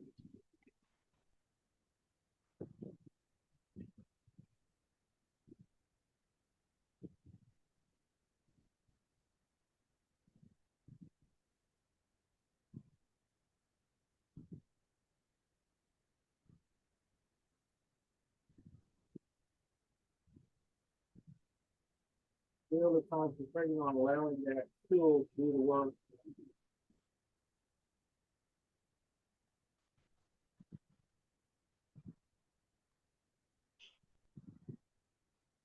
floating that double right all the way down to the center. Because of that, we get nice stringy angel hair kind of shavings off of there. There we go.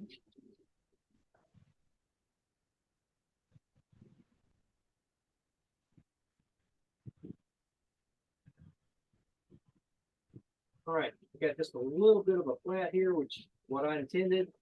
And it doesn't dive in, but it slopes in, goes all the way down to the center. So we have a plate, not a real shallow bowl. I'll turn the speed back down. 1600 will go down to their 750.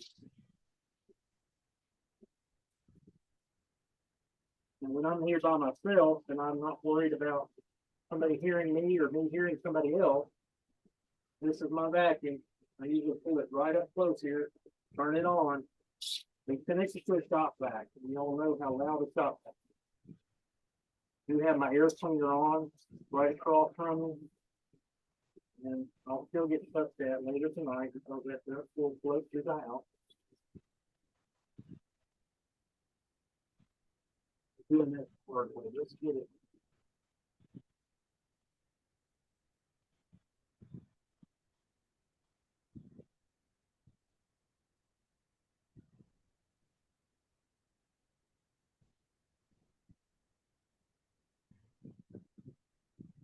You all know what this is. That's it's just a sanding mandrel with a bronze sleeve, magnetic bearing in the bottom so it doesn't fall out, stays in.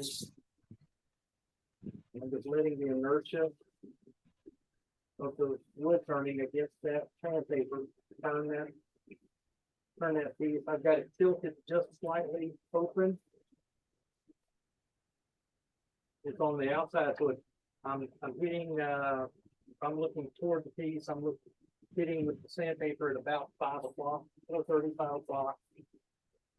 Allowing that sandpaper to come across the grain, not just down the sandpaper, but across the grain.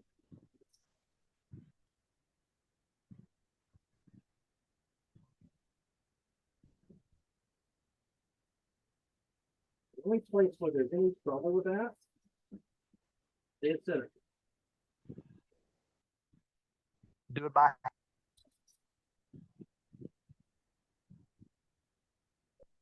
Well, I don't know why it's doing it. That's exactly what it is. Going between my Jabra and one of the cameras. Can't even tell you what camera it is. All right, here's the center done. That was with 100. We'll go to 150.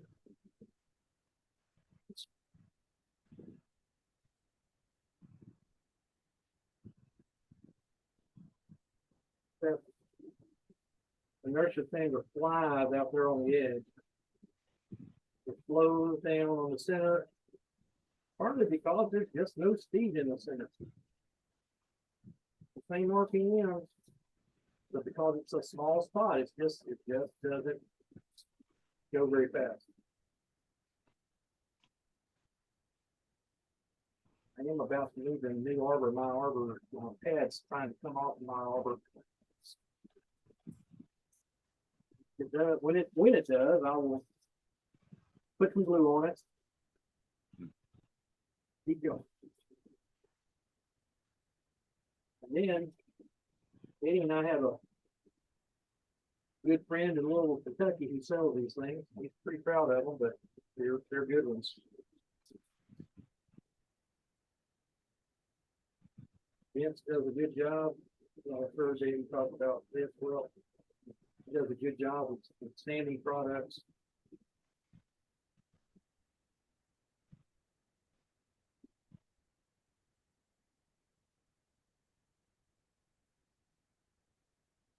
And we'll take just a little bit more time with the sanding on the inside, but I want to do one more thing with this before. Yep, that's right. We'll be quitting on this piece. I've got a bit of work to do on this piece yet. Okay. You'll get the gist of the idea.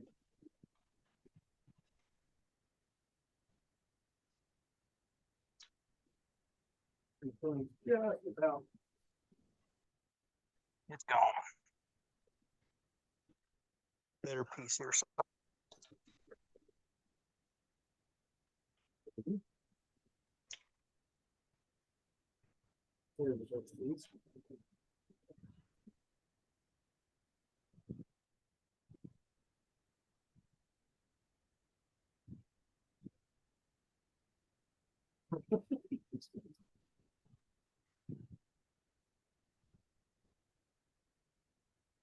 Cord was longer, I would just put up my headset and I wouldn't have to worry about it.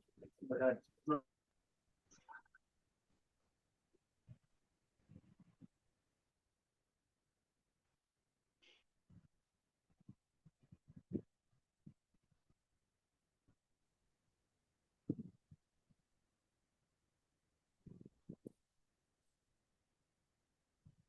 Something I've been doing lately, and I'll just throw it out as an idea. I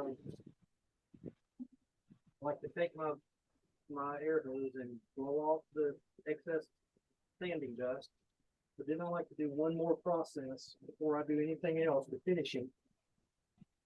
And that is to wash those pores out a little bit. I don't know who I first saw do this, but at first I thought, how silly. But once I tried it, did some experimenting with it, I've blown that out. That should be clean. But this is some denatured alcohol. That's all it is. No soap in it or anything like that. One, it lets you see the grain, but also where you can't see it, there's too much light.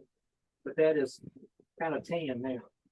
It pulled a lot of sawdust out of our sanding dust out of those pores. And it dries, it's almost dry. That one little area right there, we took a little bit in it still. I want to shoot something so you can really see that grain. Ooh, that's what we're doing. Trying to make it see on what we're going to throw on here.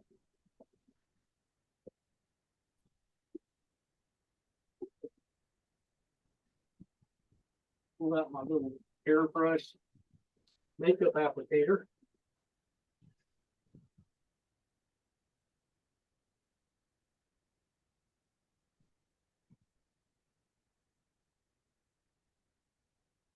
All right. I believe you have gotten a lot of questions already about that. This is a little, and I showed it to you all before a few weeks ago. About a $40 makeup application airbrush. Airbrush.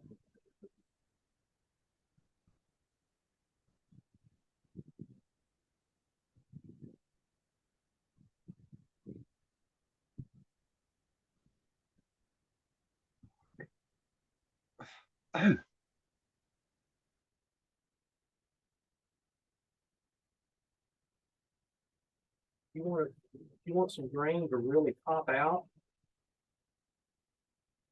add some stain, the dye. This is a water-based dye. Intrinsic colors. I know Matt was about to ask.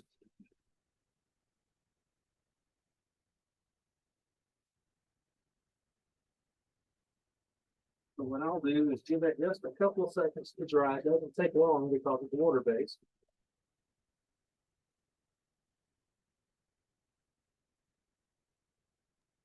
Doug, are you spraying them right out of the container? I'm pouring it into the cup on the airbrush, man. Right out of the container? Yeah, yeah. Okay, great. Thanks. There's no thinning or anything. That's what I was asking. No, this is Got it. water-based, and so it really doesn't need anything. And it just dries that quick. And already I can see a multiplication of the ripple that's in there. It also has a good bit of chatoyance. When it goes dark and light again, as it spins, turn it back on at 750, and this is a piece of 150 sandpaper.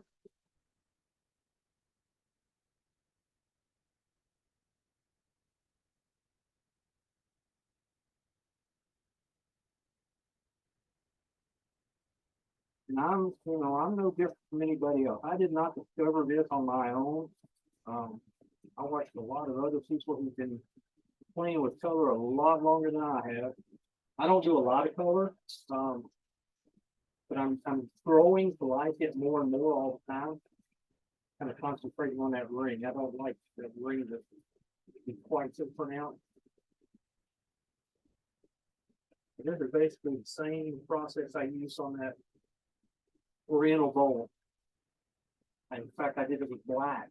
I sprayed that top completely black, and then put a second and a third coat of stain on it, but I wanted it dark, and then sanded it back almost off. I left some toward the center, I left some for the edge, but I wanted it dark, and then after I sanded it back, applied the red. I think there's 3 coats of red on there, and then I started putting clear finish on it. And I'll tell you guys the absolute truth. I thought I was getting, some of y'all been talking about the 3X. I thought that's what I was getting, except it only it's 2X. It's a totally different company. And I don't like the 2X. It's better than the other stuff I was using. I was using another product. It's an awfully good product, but it just didn't do the job I was looking for. And so I'm going to go back to my lacquer.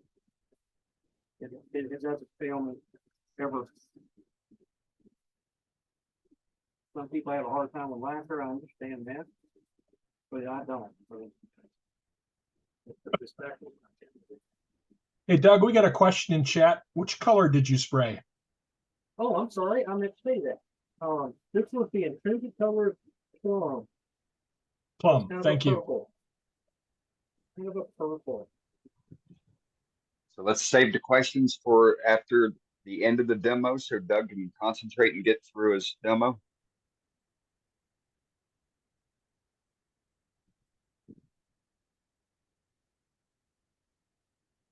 That does me just a little bit of dust.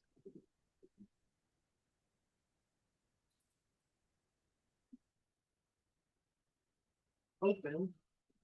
Yeah, you can really see the ripple coming through, especially right through there. We take a little bit of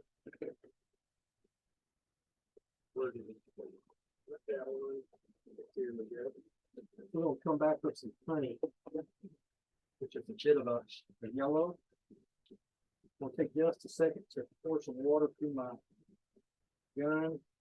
Let it clean.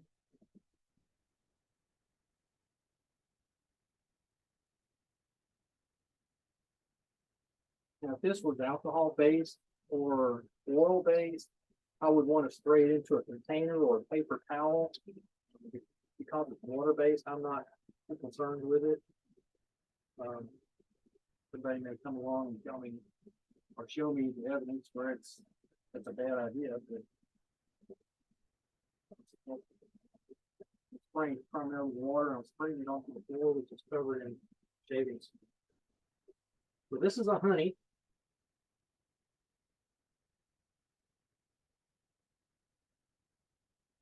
So right over the top of that.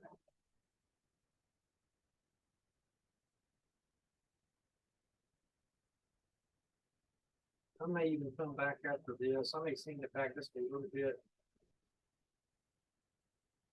Put some red over that, maybe.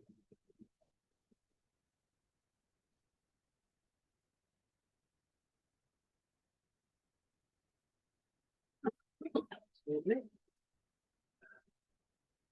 Right. There again. Yeah, you start to see the ripple all through here. Comes out pretty nicely. But I do think I need to work on the colors a little bit more. Not super happy with those at the moment. But you get the idea. You get the idea. The turning is pretty elementary, pretty simple. That's the word I'm after. And it's just a matter of watching what you're doing, thinking about what you're doing. Like I said, this was only an inch thick. It was very thin, to begin with. Any other questions there that we haven't hit yet? Yeah, outside of the caller, I didn't see anything else come through. Matt, did you see any other questions come through besides the caller? Nope, that was it.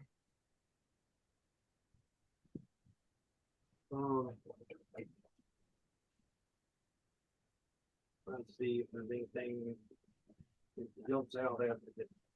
See what this is. Just real quick. Hey, Doug, what's the thickness on your plate there? Now, at this point, Yeah, it is. I started at 1 inch. We are 5/8. It's pretty thin overall. Pretty thin. are you going to dye it back? No, I'll leave the back plain.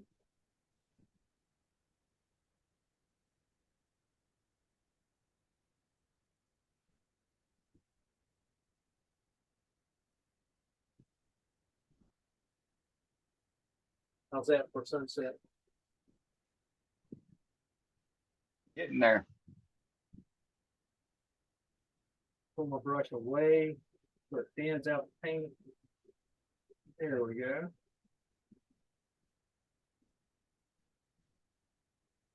Oh, y'all can't see it. There's a piece of grain right there that almost looks like a mountain.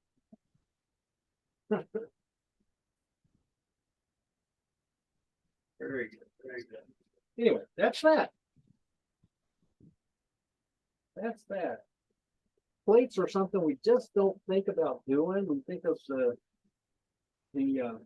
big vases, we think of the big bowls. Plates give us an awfully good opportunity for a canvas to do something a little bit different on it. And I just showed you a very simple, rudimentary something to do on it. Now, you want somebody to show you how to do airbrushing? Ruby Claire, I'm gonna put you on the spot, lady. She's an airbrusher. She can do it. Mine is very basic. Which red did you use? This one was the flame on this one. On the Japanese bowl, it was a ruby. I saw that.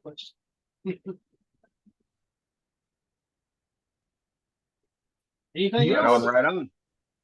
The only What's question I have is are there characteristics about these that differentiate them from like a normal plate or platter?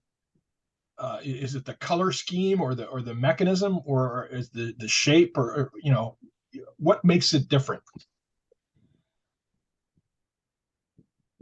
Nothing. Nothing. Okay, sorry. Are you meaning like the difference between a saucer, a plate, and a platter? Is that what you mean? Well, I was thinking more like style, like you know, how would you say, okay, this is clearly, you know, a European derived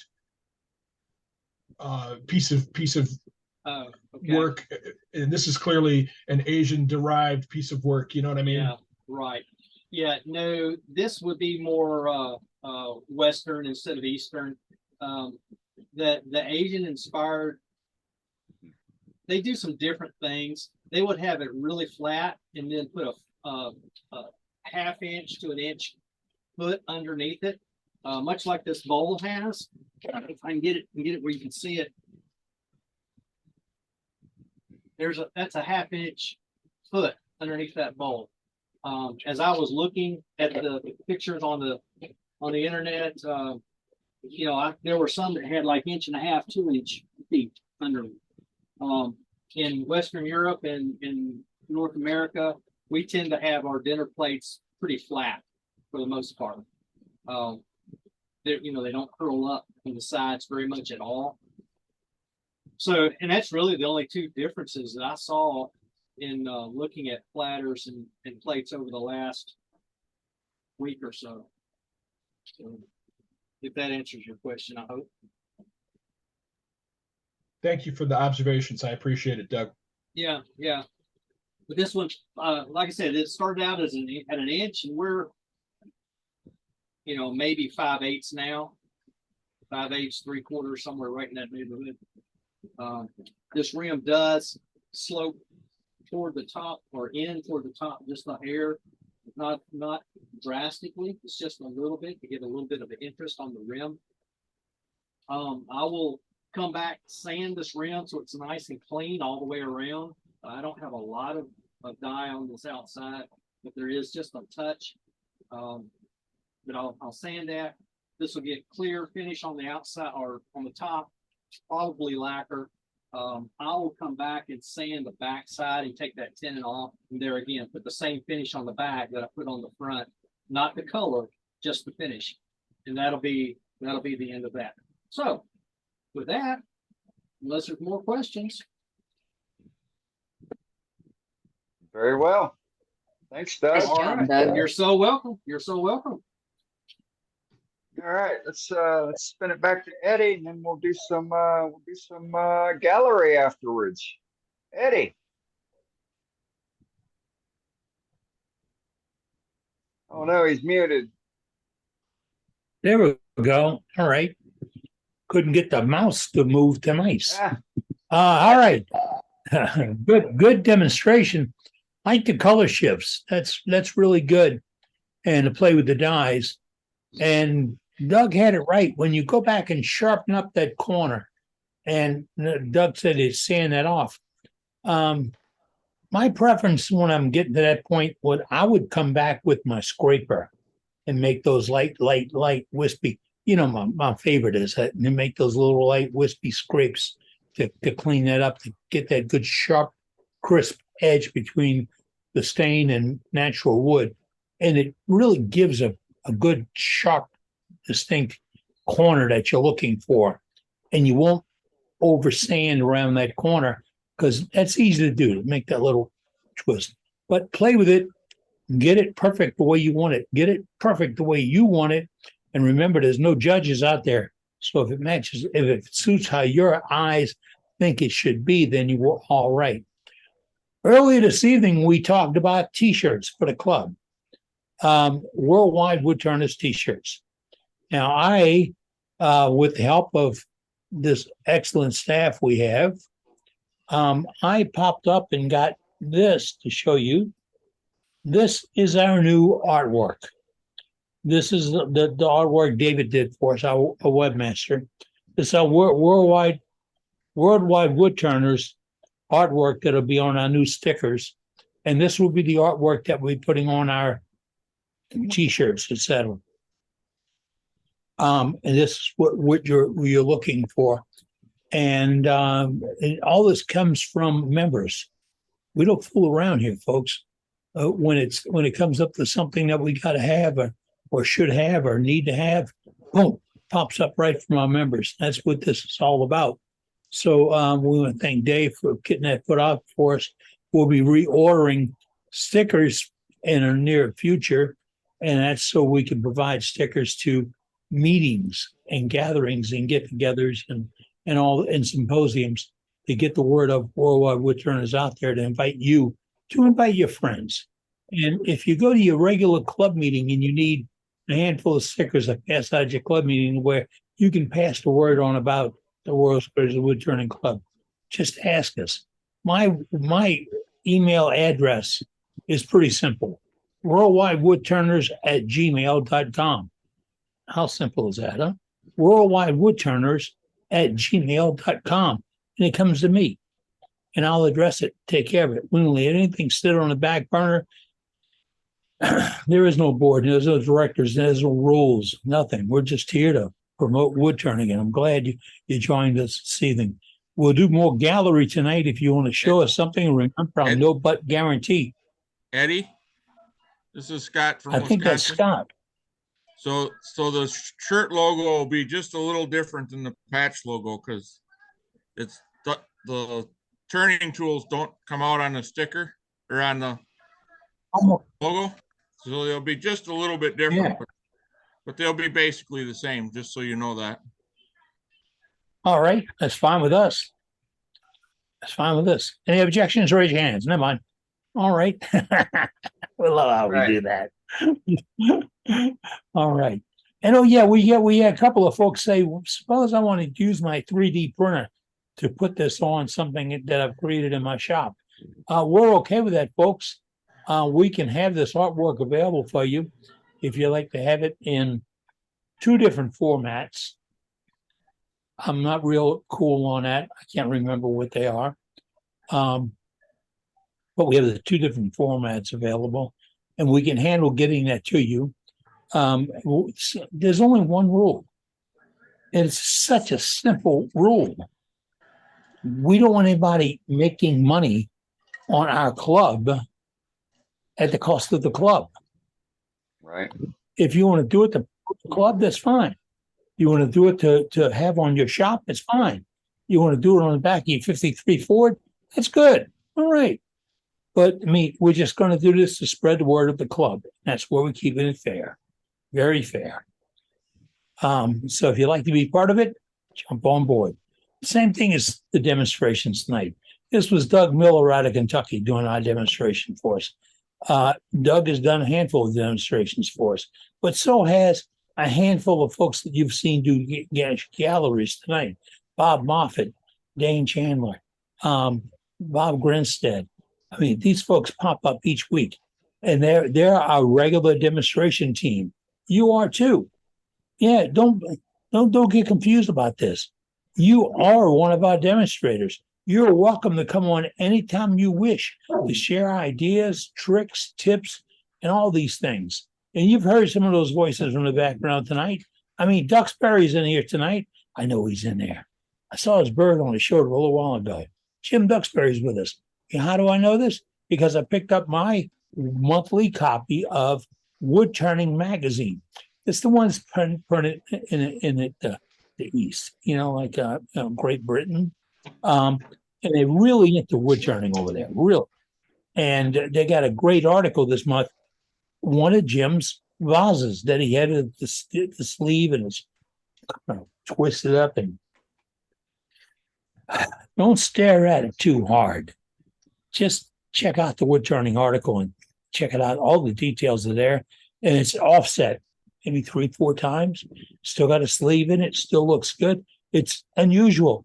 Coming up on Christmas time and the holidays, you got to have something put on a table to put the brakes on. So they say, who made that? Where did that come from? You see? Then you get the Duxbury jigs out and you get it done. Where do you get all that information? WorldwideWoodturners.org. But where do you get the information on making this particular piece? Wood Turning Magazine. Yep. We're not sponsored by them. We don't get paid by them. It's just, if we know of a source, we're going to provide the source to you because that's what we do. And got some questions about the JPG and the SVG and all this on the artwork. It's all in our chat right now. The formats are JPG and SVG. SVG is digital. That came from Dave Rhodes. See, we got the world's best webmaster, so that's why go back to him. And he didn't make this up. Really, that's probably a true line and all. He's not one of those guys that make up those pretend acronyms on websites, on a chat text. I love when I text my kids. I make up those sayings, And what do you mean by that? Who knows? All right. We got gallery coming tonight. If you'd like to be part of it, just go to the chat. I got something to show. And we'll pop in and talk to you a little bit and show you. And no but guarantee, we're not critics. It's not permitted here. No, not permitted. I want to see what you did. I want to see how you did it. I want to know what kind of finish you put on it and what kind of artwork you're generating. Little ideas. Things like this, spraying the finish on and how you did the 2 or 3 stains, etc. Come on, share. You got it out there. We want to know about it. And our regulars are all in the house tonight. Guys, gals, we're going to get to you. With that, it's about 17 minutes after the top of the hour. I'm Eddie Castellan. I got my whole staff in here tonight. and I'm talking the whole crew, and they're all volunteers on worldwidewoodturners.org, and they're here on a tailgate helping you enjoy your evening. Who's up for a gallery tonight? Let's see. We got Patrick up. Patrick. There he is. Hurry up before your internet goes out. It will. I guarantee you before I can get finished, it'll go out. Right? This is a little calabash bowl. After seeing Billy's demo, I decided I'd give one a try. And this That's nice. cedar. Cedar. Yeah. Let's see. Can we see the base? It's a true calabash bowl. Look at that. Nice lines. It's finished with Hampshire sheen wax. That is beautiful. And then I got this. It's kind of a recovery. I was turning this plate and went through the bottom of it, made a foam. So I turned a pedestal here and here, and then turned another one, put on top of it. Fabulous recovery. Perfect. Looks like a redesign opportunity to me. It was Nice. Yeah, that looks like that's a good tin hatch rework. What's the wood on that, Pat? It's all red cedar. All red cedar. Yeah. It's two different trees, but Yeah. one more. My goodness. That's friggin' cool, man. That's really cool. Did you make a funnel out of that top bowl? Yeah, kind of on purpose. And this is another piece. Oh, that's pretty. Centrifugal. This part up here was painted black, and then I used the Joe Sonja iridescence. Okay. Did a spinneroonie on it, huh? Yep. Yeah. That's great. pretty cute. That's real pretty. Thank you. And that's Patrick, all I did you got. post those on did you post those on the Facebook chat? One of them I did, the bowl I put on there. The big platter thing with the 2 tiers? No, I hadn't posted that on there. Ah, get on it, man. That thing's awesome. Thank you. Got to see those rescue projects. Right. That's all I got. Just got to see them, period. Good job, Pat. Thank you. Thank you. Thanks for hanging in there with your net.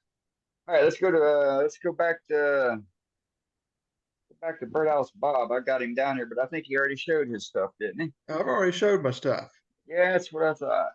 but I'll show it again. Oh, well, if we have to come back around and go back through everybody again, we will. All right, let's see. Is Ruby still here? There she is. Yep. Ruby. Okay, I went a little different direction. So I got 2 pieces here. I did some chip carving on my platter instead. I haven't put a finish on it yet. And then this was another experiment with chip carving. Looks good. That's pretty good, That's Ruby. pretty. Those are What real would you- pretty. What wood you using, Ruby? One is pine and one is a basswood. Oh, okay. And then this platter, I don't usually do square base platters, but these I did. This one I hand painted instead. Wow. Oh, wow. Oh, man. Oh, my It's goodness. a bunch of grapes. And believe it or not, I made this from 3 poplar boards that I glued together. And you can probably just see the join down here, where I glued them. And this part I left monochromatic. Did you burn that? No, that's brush painted. Really? That's really Okay, pretty. that's gorgeous. Boy, real Gorgeous. pretty one. Job. Oh, I Oh, guess look you at can the sun. see the rim You too. got the rim too. Yeah. Yeah, really nice. Just How long would it take you to do something like that, Ruby? Long time. Well, actually, probably took longer to decide on what I was going to paint than it did to paint it. Mm. What I would advise is look up locally where you have some decorative arts people and take some classes, join their club, and you'll find that actually this kind of painting is not that difficult. When I taught school, I used to teach the kids at school how to do it. And the more you do it, the more you start to see patterns and find it's easier to do. But That's really like even doing something simple like that in monochrome can just take something to another level. sure did. Yes, you did. Very nice.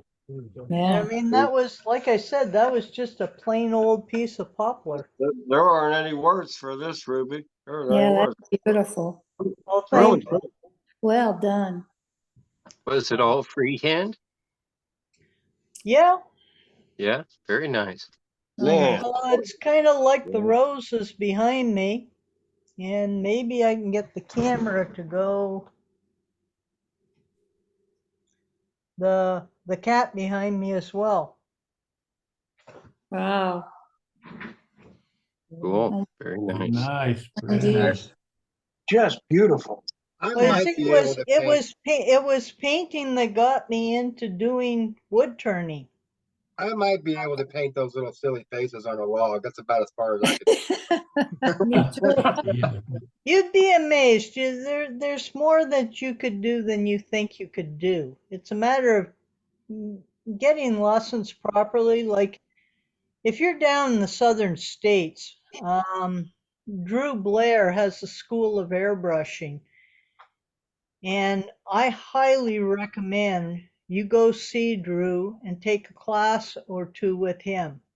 It's like 3 or 4 days. And on the first day, you go kind of a day before the class, and that one day you're taught how to use an airbrush, how to clean it, how to load it, and how to deal with any problems that might come up. And then all of the stuff that Drew teaches is geared towards high realism. And if you check out the stuff he teaches in that, like if you were interested in doing portraits, he can teach that very quickly. And it doesn't matter the skin tone, the age of the person, the hair color, or whatever. But it'll give you such a foundation that when you go to do something like Doug did tonight on his platter, you'll have a different approach to it. What was the name of that person again? Ruby? Drew Blair. I'll Drew put it back in the chat again. Thank you. Drew, DRU, and then Blair. I believe he's in North Carolina.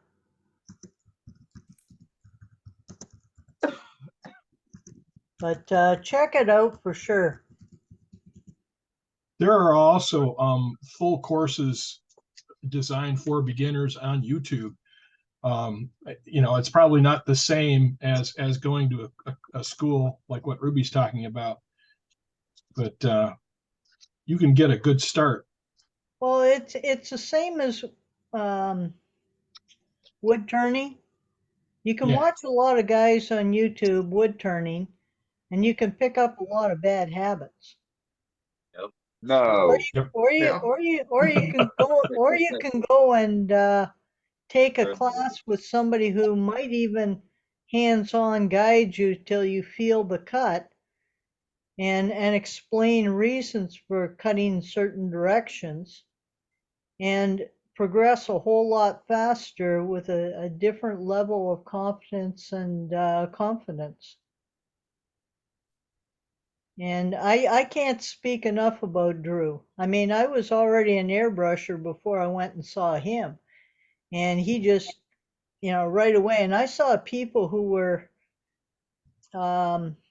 there. There was a chap there in his 90s, and there was a young kid who was about 12. And they both did extremely well. You would be amazed at what your ability is when you come out of there. Like, to me, that's money better spent than going sitting in Florida on a beach for a week. So that's my 2 cents for what it's worth. And it's a Canadian Right 2 on. cents. So it's worth a lot. Yeah, it's worth about a penny American. Thanks, Ruby. All right. Thanks, Ruby. You're welcome. Thanks, All Ruby. right. Let's go to our master blaster webmaster.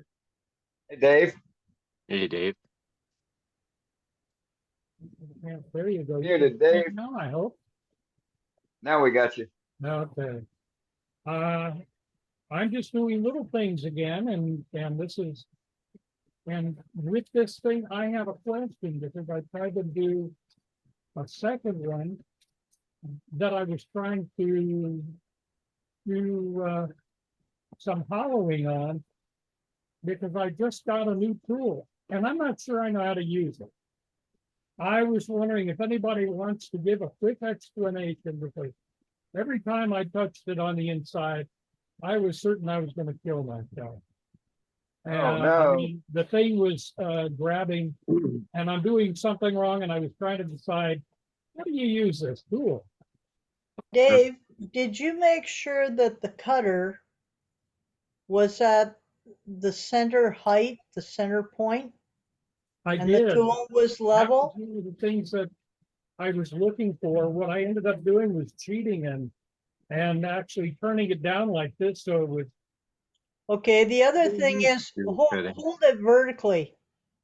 Hold it vertically, straight up and down. No, handle down. Oh, handle down. Oh, handle down? Yeah. Okay, Yeah. now you see the swan neck at the top? Yeah. Okay, your tool rest has to be behind the swan neck. It can't touch, right? It's got to be Yeah, below that. It That's right. cannot be above that. Otherwise, you won't have any control. Ah, okay. Yeah. Dane, you want to come back with me real quick? I've got it right here where you can see it. And you want your tool rest above center and the cutter head cutting at center. Yeah. Yes. So here's the flat bar. You see my tool rest right below it. And here I go. I'm tipping it so that it's flare off. Anyway, yeah, you want that flat bar. If you come back here, that's going to be, or that way, one or the other. Teeter. Yeah, It's going teeter to totter. jerk your tool around. You get that Create a flat part on cycle. there. If that's as far as you go beyond your tool rest, or if that's the shortest part, you're in great shape because that won't turn. Just keep your pressure That's- straight down. Well, the That's other thing starting is, point. yeah, the other thing is make sure that left hand is holding the tool firmly and touching the tool rest. Yes, straight down. Anchored. And then on center, like Ruby said, you should be golden then. But yeah, you get up in here, you got a problem. It's gonna go crazy on you. Maybe that's what I was doing. I'll have to be more careful. I'll try it again. Thank you. I appreciate the information. Right on, Dave. Then you're again, like Cade was saying, like I'll say, cutting action. You want to have it elevated a slight bit. You want to be cutting at or just above center. And then there's nothing wrong once you figure out what it feels like when you're cutting, there's nothing wrong with rotating up on the side so you can cut at a bias on those carbides. At or above center? Okay. Yeah, at or just above. No more than 1/8 of an inch above center, but you do not want to be Just cutting barely. below center. You do not want to be cutting below center. Okay. No. It's like a glorified scraper, so you want your tool rest above center and the cutter head cutting at center. Okay, so that's you're holding the tool at an angle down? Like a scraper. Slightly, Yeah. like a scraper. Oh, okay. Not a lot, just a little bit, but that gives you a little bit of a negative rake and it cuts very, very nicely at that point. Okay. Yeah, the handle can be 10 to 15 degrees elevated at most. Normally, they'll tell you to leave it completely horizontal. Yeah, that's what I've been being told, yeah. When you bought it, did it come with this little mark on it where it says tool rest position? This would be your starting point at a minimum. And it recommends you only go this deep into a piece. But if you get a catch this deep into a piece, hold on, because it will take you for a ride. I've gone deeper, but what I do is I tuck this under my arm or right up against my shoulder like a shotgun or a rifle for stability and support. Your best bet is I just put the little bit under here, and if I do get a catch, it's not going to break my elbow or my wrist. It'll break the piece, but it'll just be a little boop. You'll have a lot more stability in using the tool. But just learning the tool, definitely don't go past that halfway point, because now the leverage is in the favor of the piece, and it'll be much more like a teeter-totter on every sort of cut, especially if you want to take light cuts, right? Let the tool do the work. You're not forcing the cut. But if you run into something unexpected like a bump and there is a heavy cut, that's why you stay up here and have it sort of anchored to your body. And that goes with the elbow hollowing tool. You do not want to have the elbow part on the tool rest, no matter what kind of elbow hollowing tool you're using. Oh, Yep. right. The curved piece. Yes, the swan bone. Yes. Okay. Yeah, Swan neck elbow. Yeah. Very That's the good, only thank you. part they ever have. If you get hung up anytime going forward, Dave, you can always give me a call. Okay, I appreciate it. You bet, buddy. All right, let's go to Howard. There he is. Can you hear me now? Yeah. Here he is. Okay, all right. Here's a three-pointed hollow form made out of cedar. Nice. Nice. Very nice. Very nice. Wow. Very And nice. of all things, later on the shelf, it got knocked over the floor and broke that tip off. Oh, right no. there. I don't know if you see, but I tried to glue it back. So Nice save. Is that during the Texas game? Did that happen during the Texas game? yeah, I threw it. But anyway, it's That is nice. It's finished with Minwax antique oil. That's usually what I use, trying to finish pieces like that. And then I got this bow here. Did some pyrography on it, some stiffling, and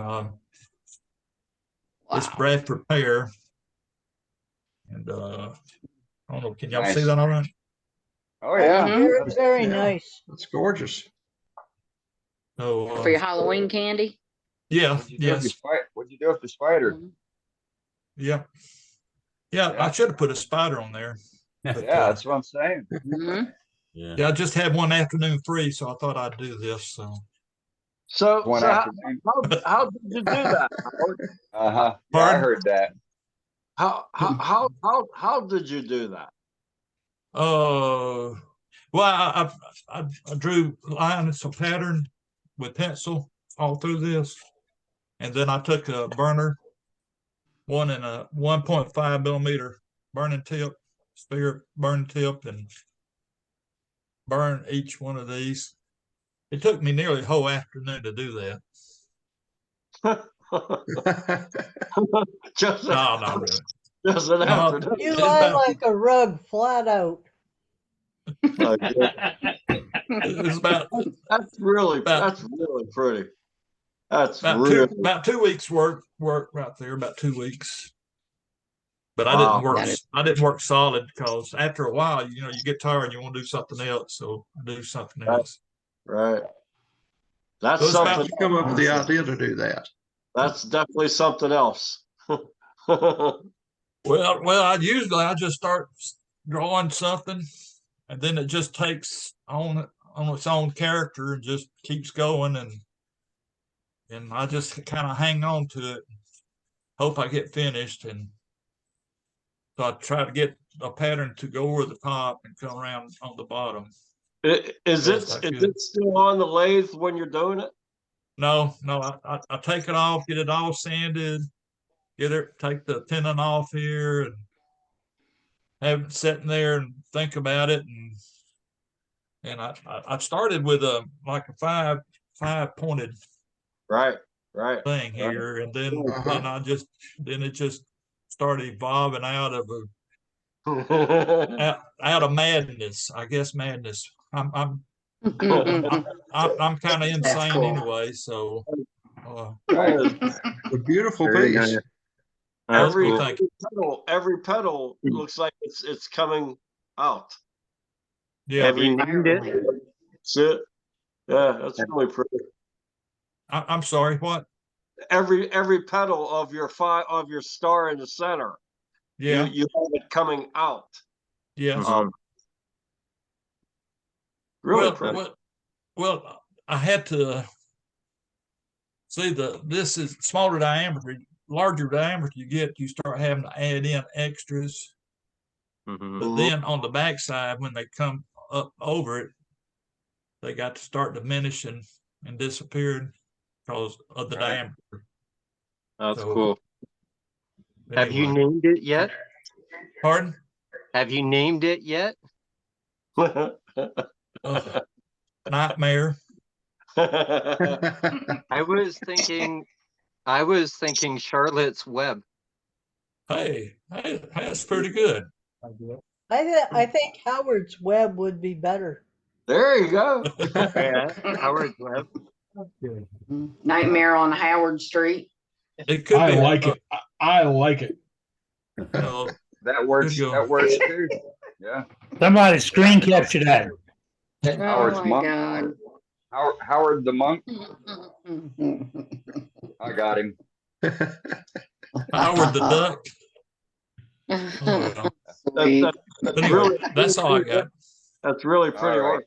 Sure. Any other questions? Anything? Okay. That should Thank be you. all right. All right, let's go to Tim Hatch. Tim, which one am I grabbing? Shot putter or Texas? Let's do the shop. Sorry. Hang on Gotcha. 1 second. So, hey, Doug, I wanna thank you for that demo because I bought this friggin', I spent a lot of money on the stupid airbrush and SWAT and hadn't figured out what to do with it. And then tonight, based off your demo, see if you guys can see that now. I turned a little plate. I don't know if y'all can see that very well from that camera or not. Turn it a little bit towards the light. Some had some threads, okay? There you go. How about that? That looks good. Oh, yeah. Three different colors in it. It's a little piece of pine, got a little chatter work up on top of it. See if maybe coming in a little bit, maybe you can see it. So anyway, got some chatter work on there. Haven't turned a plate in a while, so Doug, thank you for reminding me that September's platter and plate week or month. So, and I got a chance to use the airbrush. So there you go. Appreciate it, guys. Nice. Right on. Thanks, Tim. All right. Don't forget to clean it. Yeah. Definitely. Don't forget. I'm in the middle of that right now. Clean, clean, clean. You got a cleaner? Yeah, you gotta clean the airbrush. If you want them to continue to work, yeah. Right. You spend more time cleaning than you do painting with it. That's a fact. Mhm. True. Well, last Saturday, Glenn and Dornack and I, we demoed thread chasing.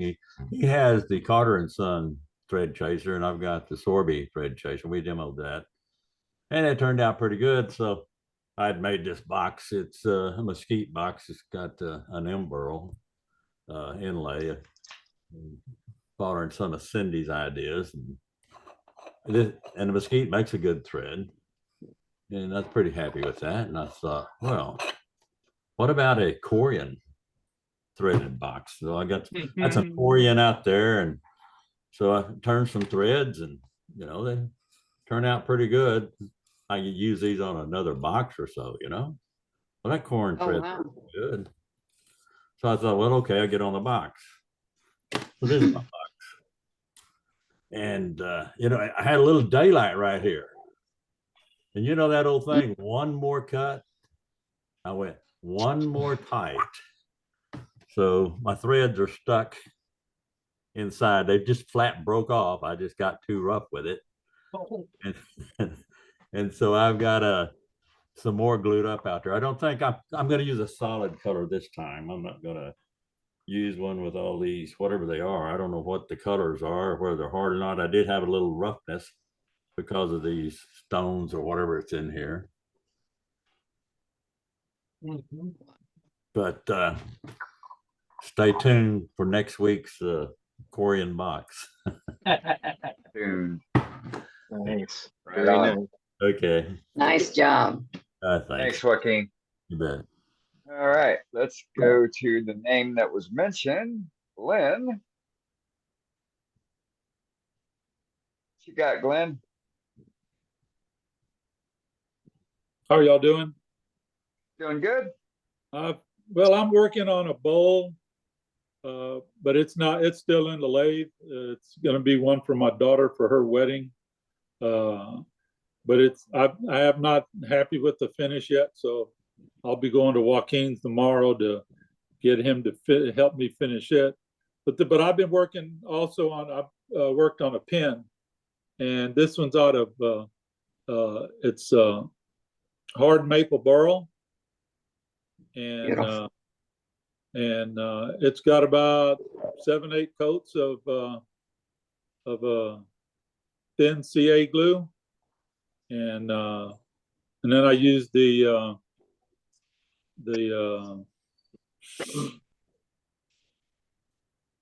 finish pads. Buffing pads. Micro mesh. Yeah, there you go. The micro mesh pads. I went through that, and I put some Hampshire sheen finish on it. And when I was rough turning it with the burl, it has some soft spots in it, and I was getting closer to the edge, and it chipped out.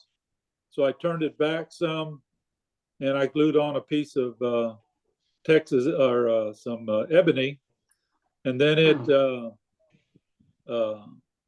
after I had it glued, I went to trim the side, and it blew up on me. So I went back with a piece of Cocobolo.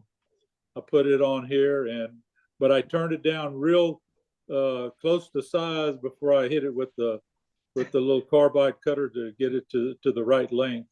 But ended up with the Cocobolo, and it's hard maple, and I'm going to give it to my future son-in-law's dad. I went to see him back in the summer, and he gave me some big burls. Well, I only got a small piece. The big ones, I don't know how I'm going to get them down to Texas yet. So, but I'm just making this for him for getting me the burl. So, but nice save. Cool. That's all I got. Right on, Yeah. Glenn. That's pretty. Thank you. Hey, Pretty Glenn. thin. Glenn, do you trim Yes. your pen blanks after you turn them, or you square the ends before you turn them? I do it before I turn them. Okay. But this one, then I had I had it rough turned, and I ended up gluing this piece on, and I put it back in, and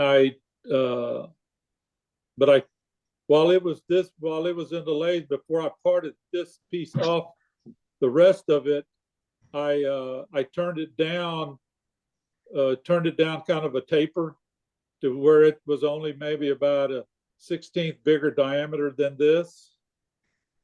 And that way, then once I parted it off, or I sawed it off the other piece, and that way when it just had a little bit on there to trim off. That Okay. way it didn't grab, because originally when I did the ebony, it was like 3/4 inch square. When I hit it with the cutter, it just grabbed and just knocked it off. So, but yeah, usually I square them up before I turn them. Very nice. All right. Thank you. All right. Let's go to Cade. Cade. Hi, Cade. Hey everyone, hope all is well. I'm just going through the participants quickly to see if David George is here. He's not here, so I'll wait to show something when he's here. So I have a couple of things to show. First thing I'll show is a couple ornaments. So last Saturday we had the Wood Turning Interactive Saturday Surgery. Quite a few of our club came out, which was great to see.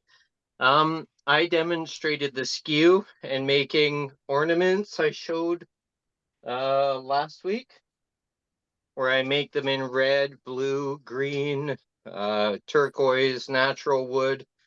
So this is one of the ones I made. It's ash and cherry. Another one I made was this one, which is walnut and cherry. All done with the skew. And then we had a question about gilding. There was one of the attendees asked about gilding and questions regarding gilding, and he's having trouble with gilding. So one of the other ornaments I did was a 24 karat gold gilded ornament with black walnut finial and cap.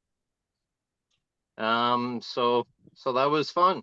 It was good to see everyone and talk turning. So next I have is I got those urns back and those wine bottles back from my laser engraver. So I'm in the process of getting them shined up and finished. And before I do that, I just want to show you this, what it looks like in charcoal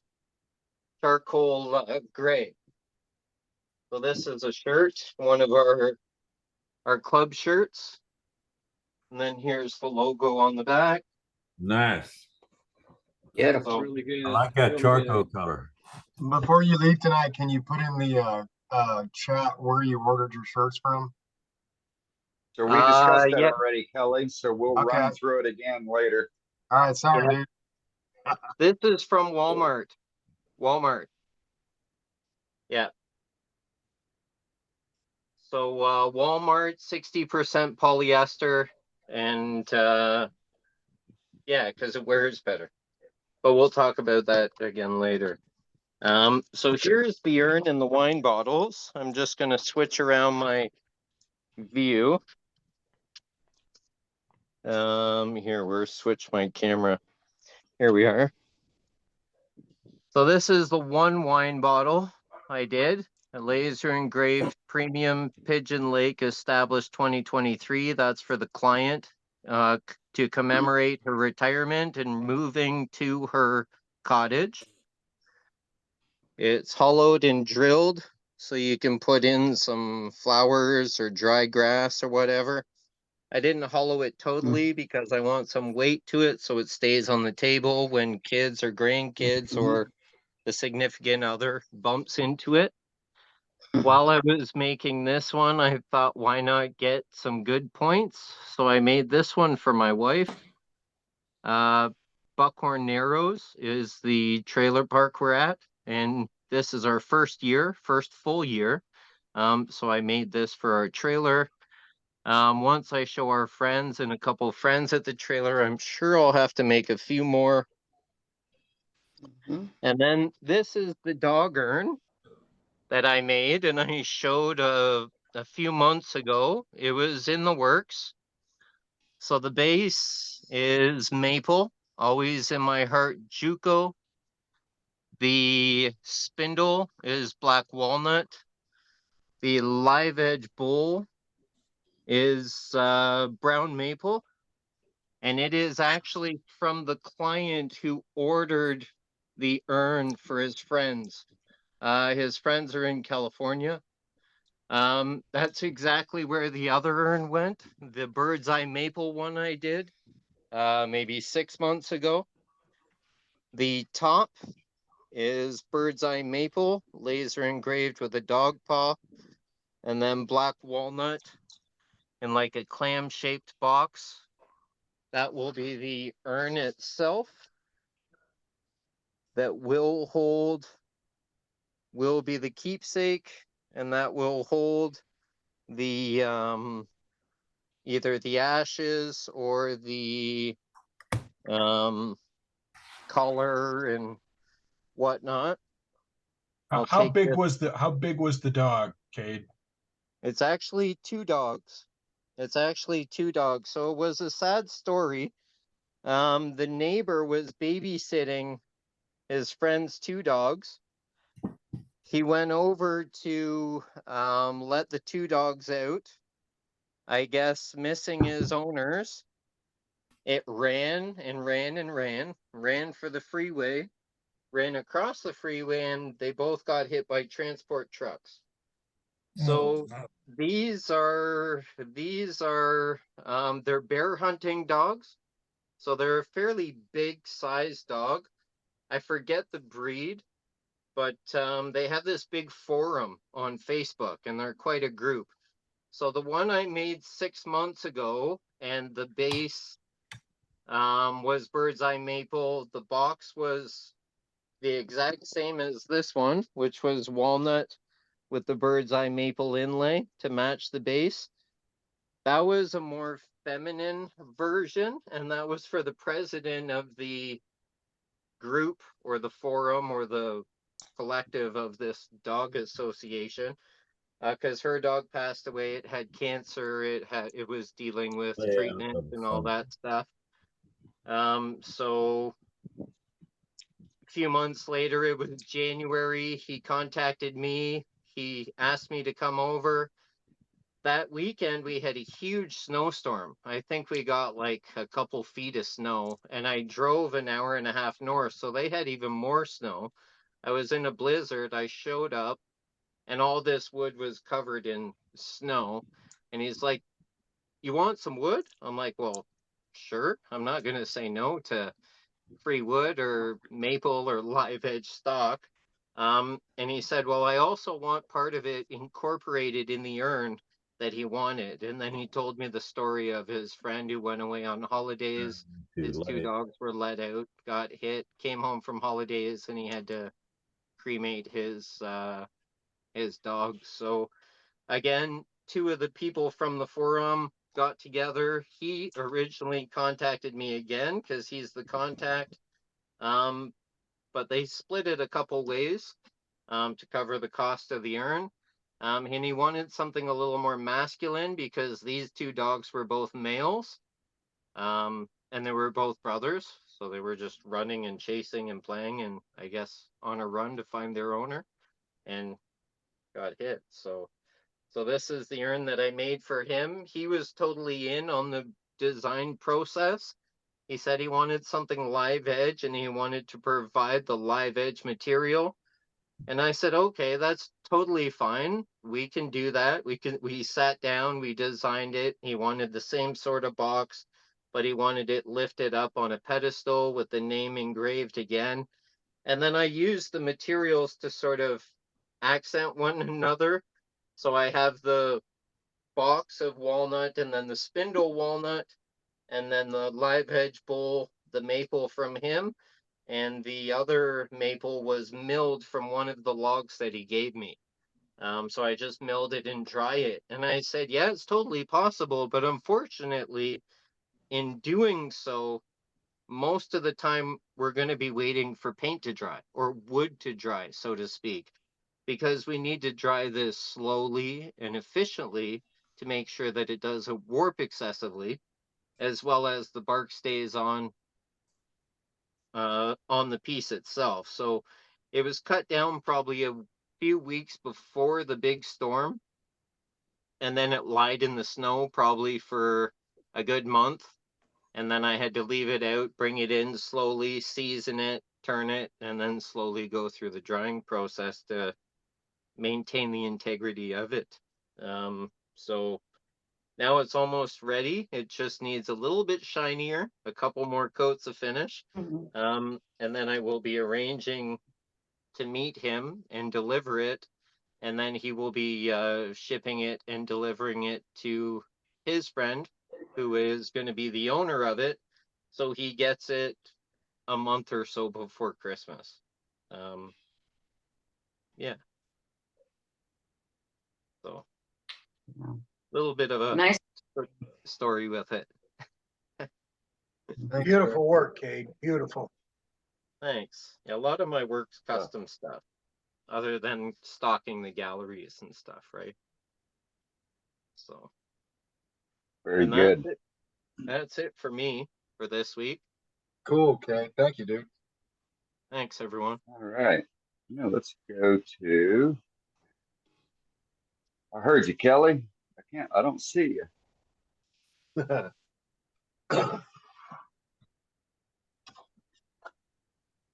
There you are.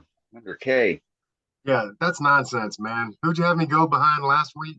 Like, Well, it's all timing, man. You know, some of you guys just sit back there and lurk and lurk and lurk, and then you go, okay, I want to show it now, and then you gotta then you have that lead on.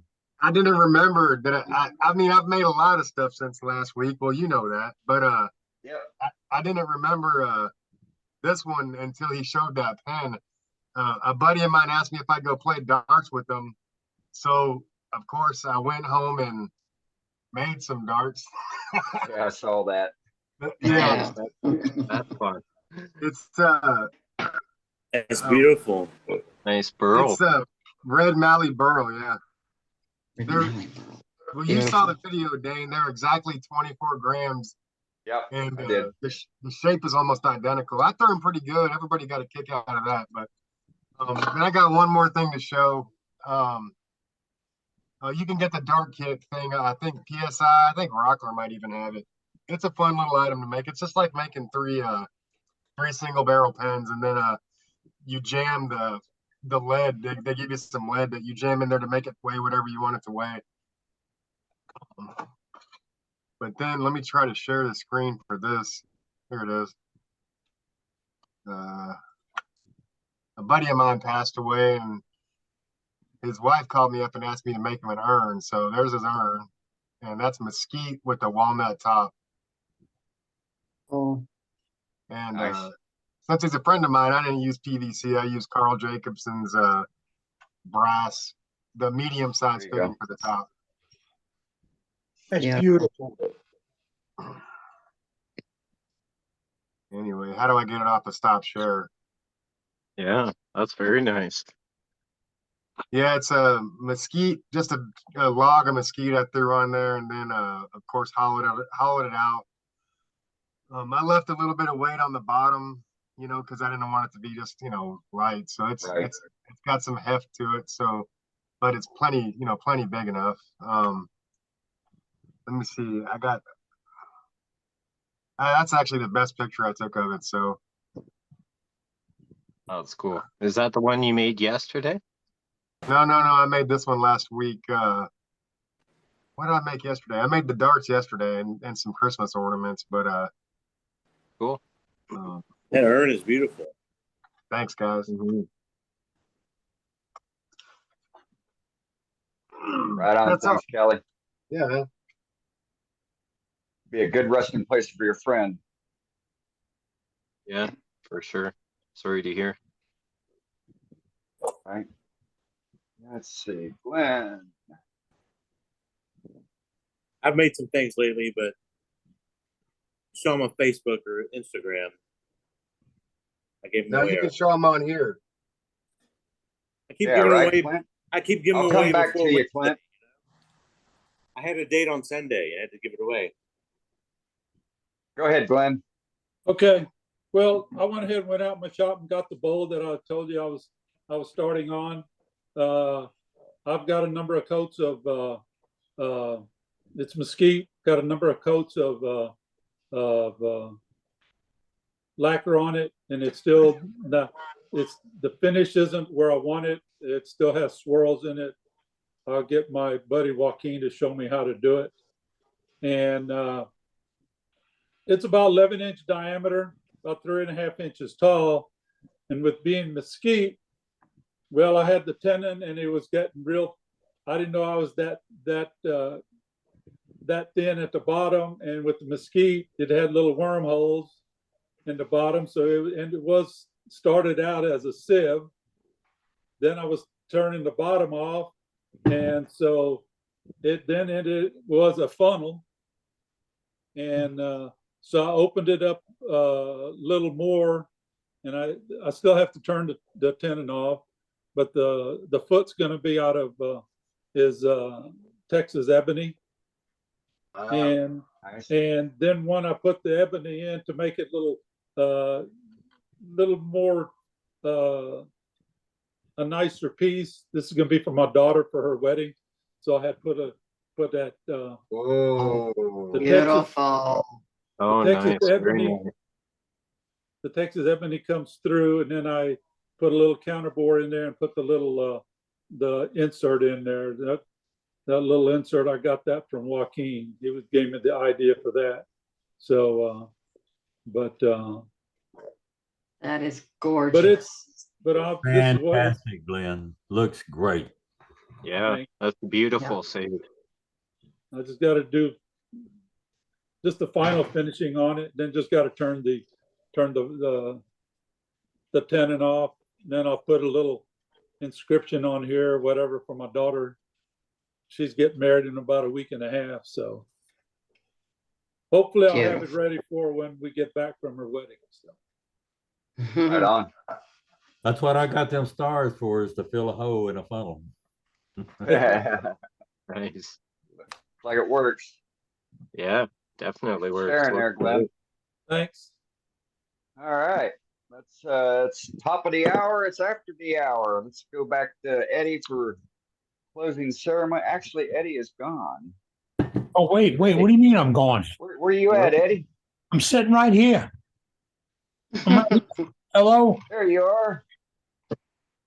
I was waving and everything. There you are. I even did jumping jacks. Y'all missed that. Must have been waving at the wrong camera. Okay. I lost my few minutes. I had to bounce back. Okay. And trust me, my size, I don't bounce very well. All right.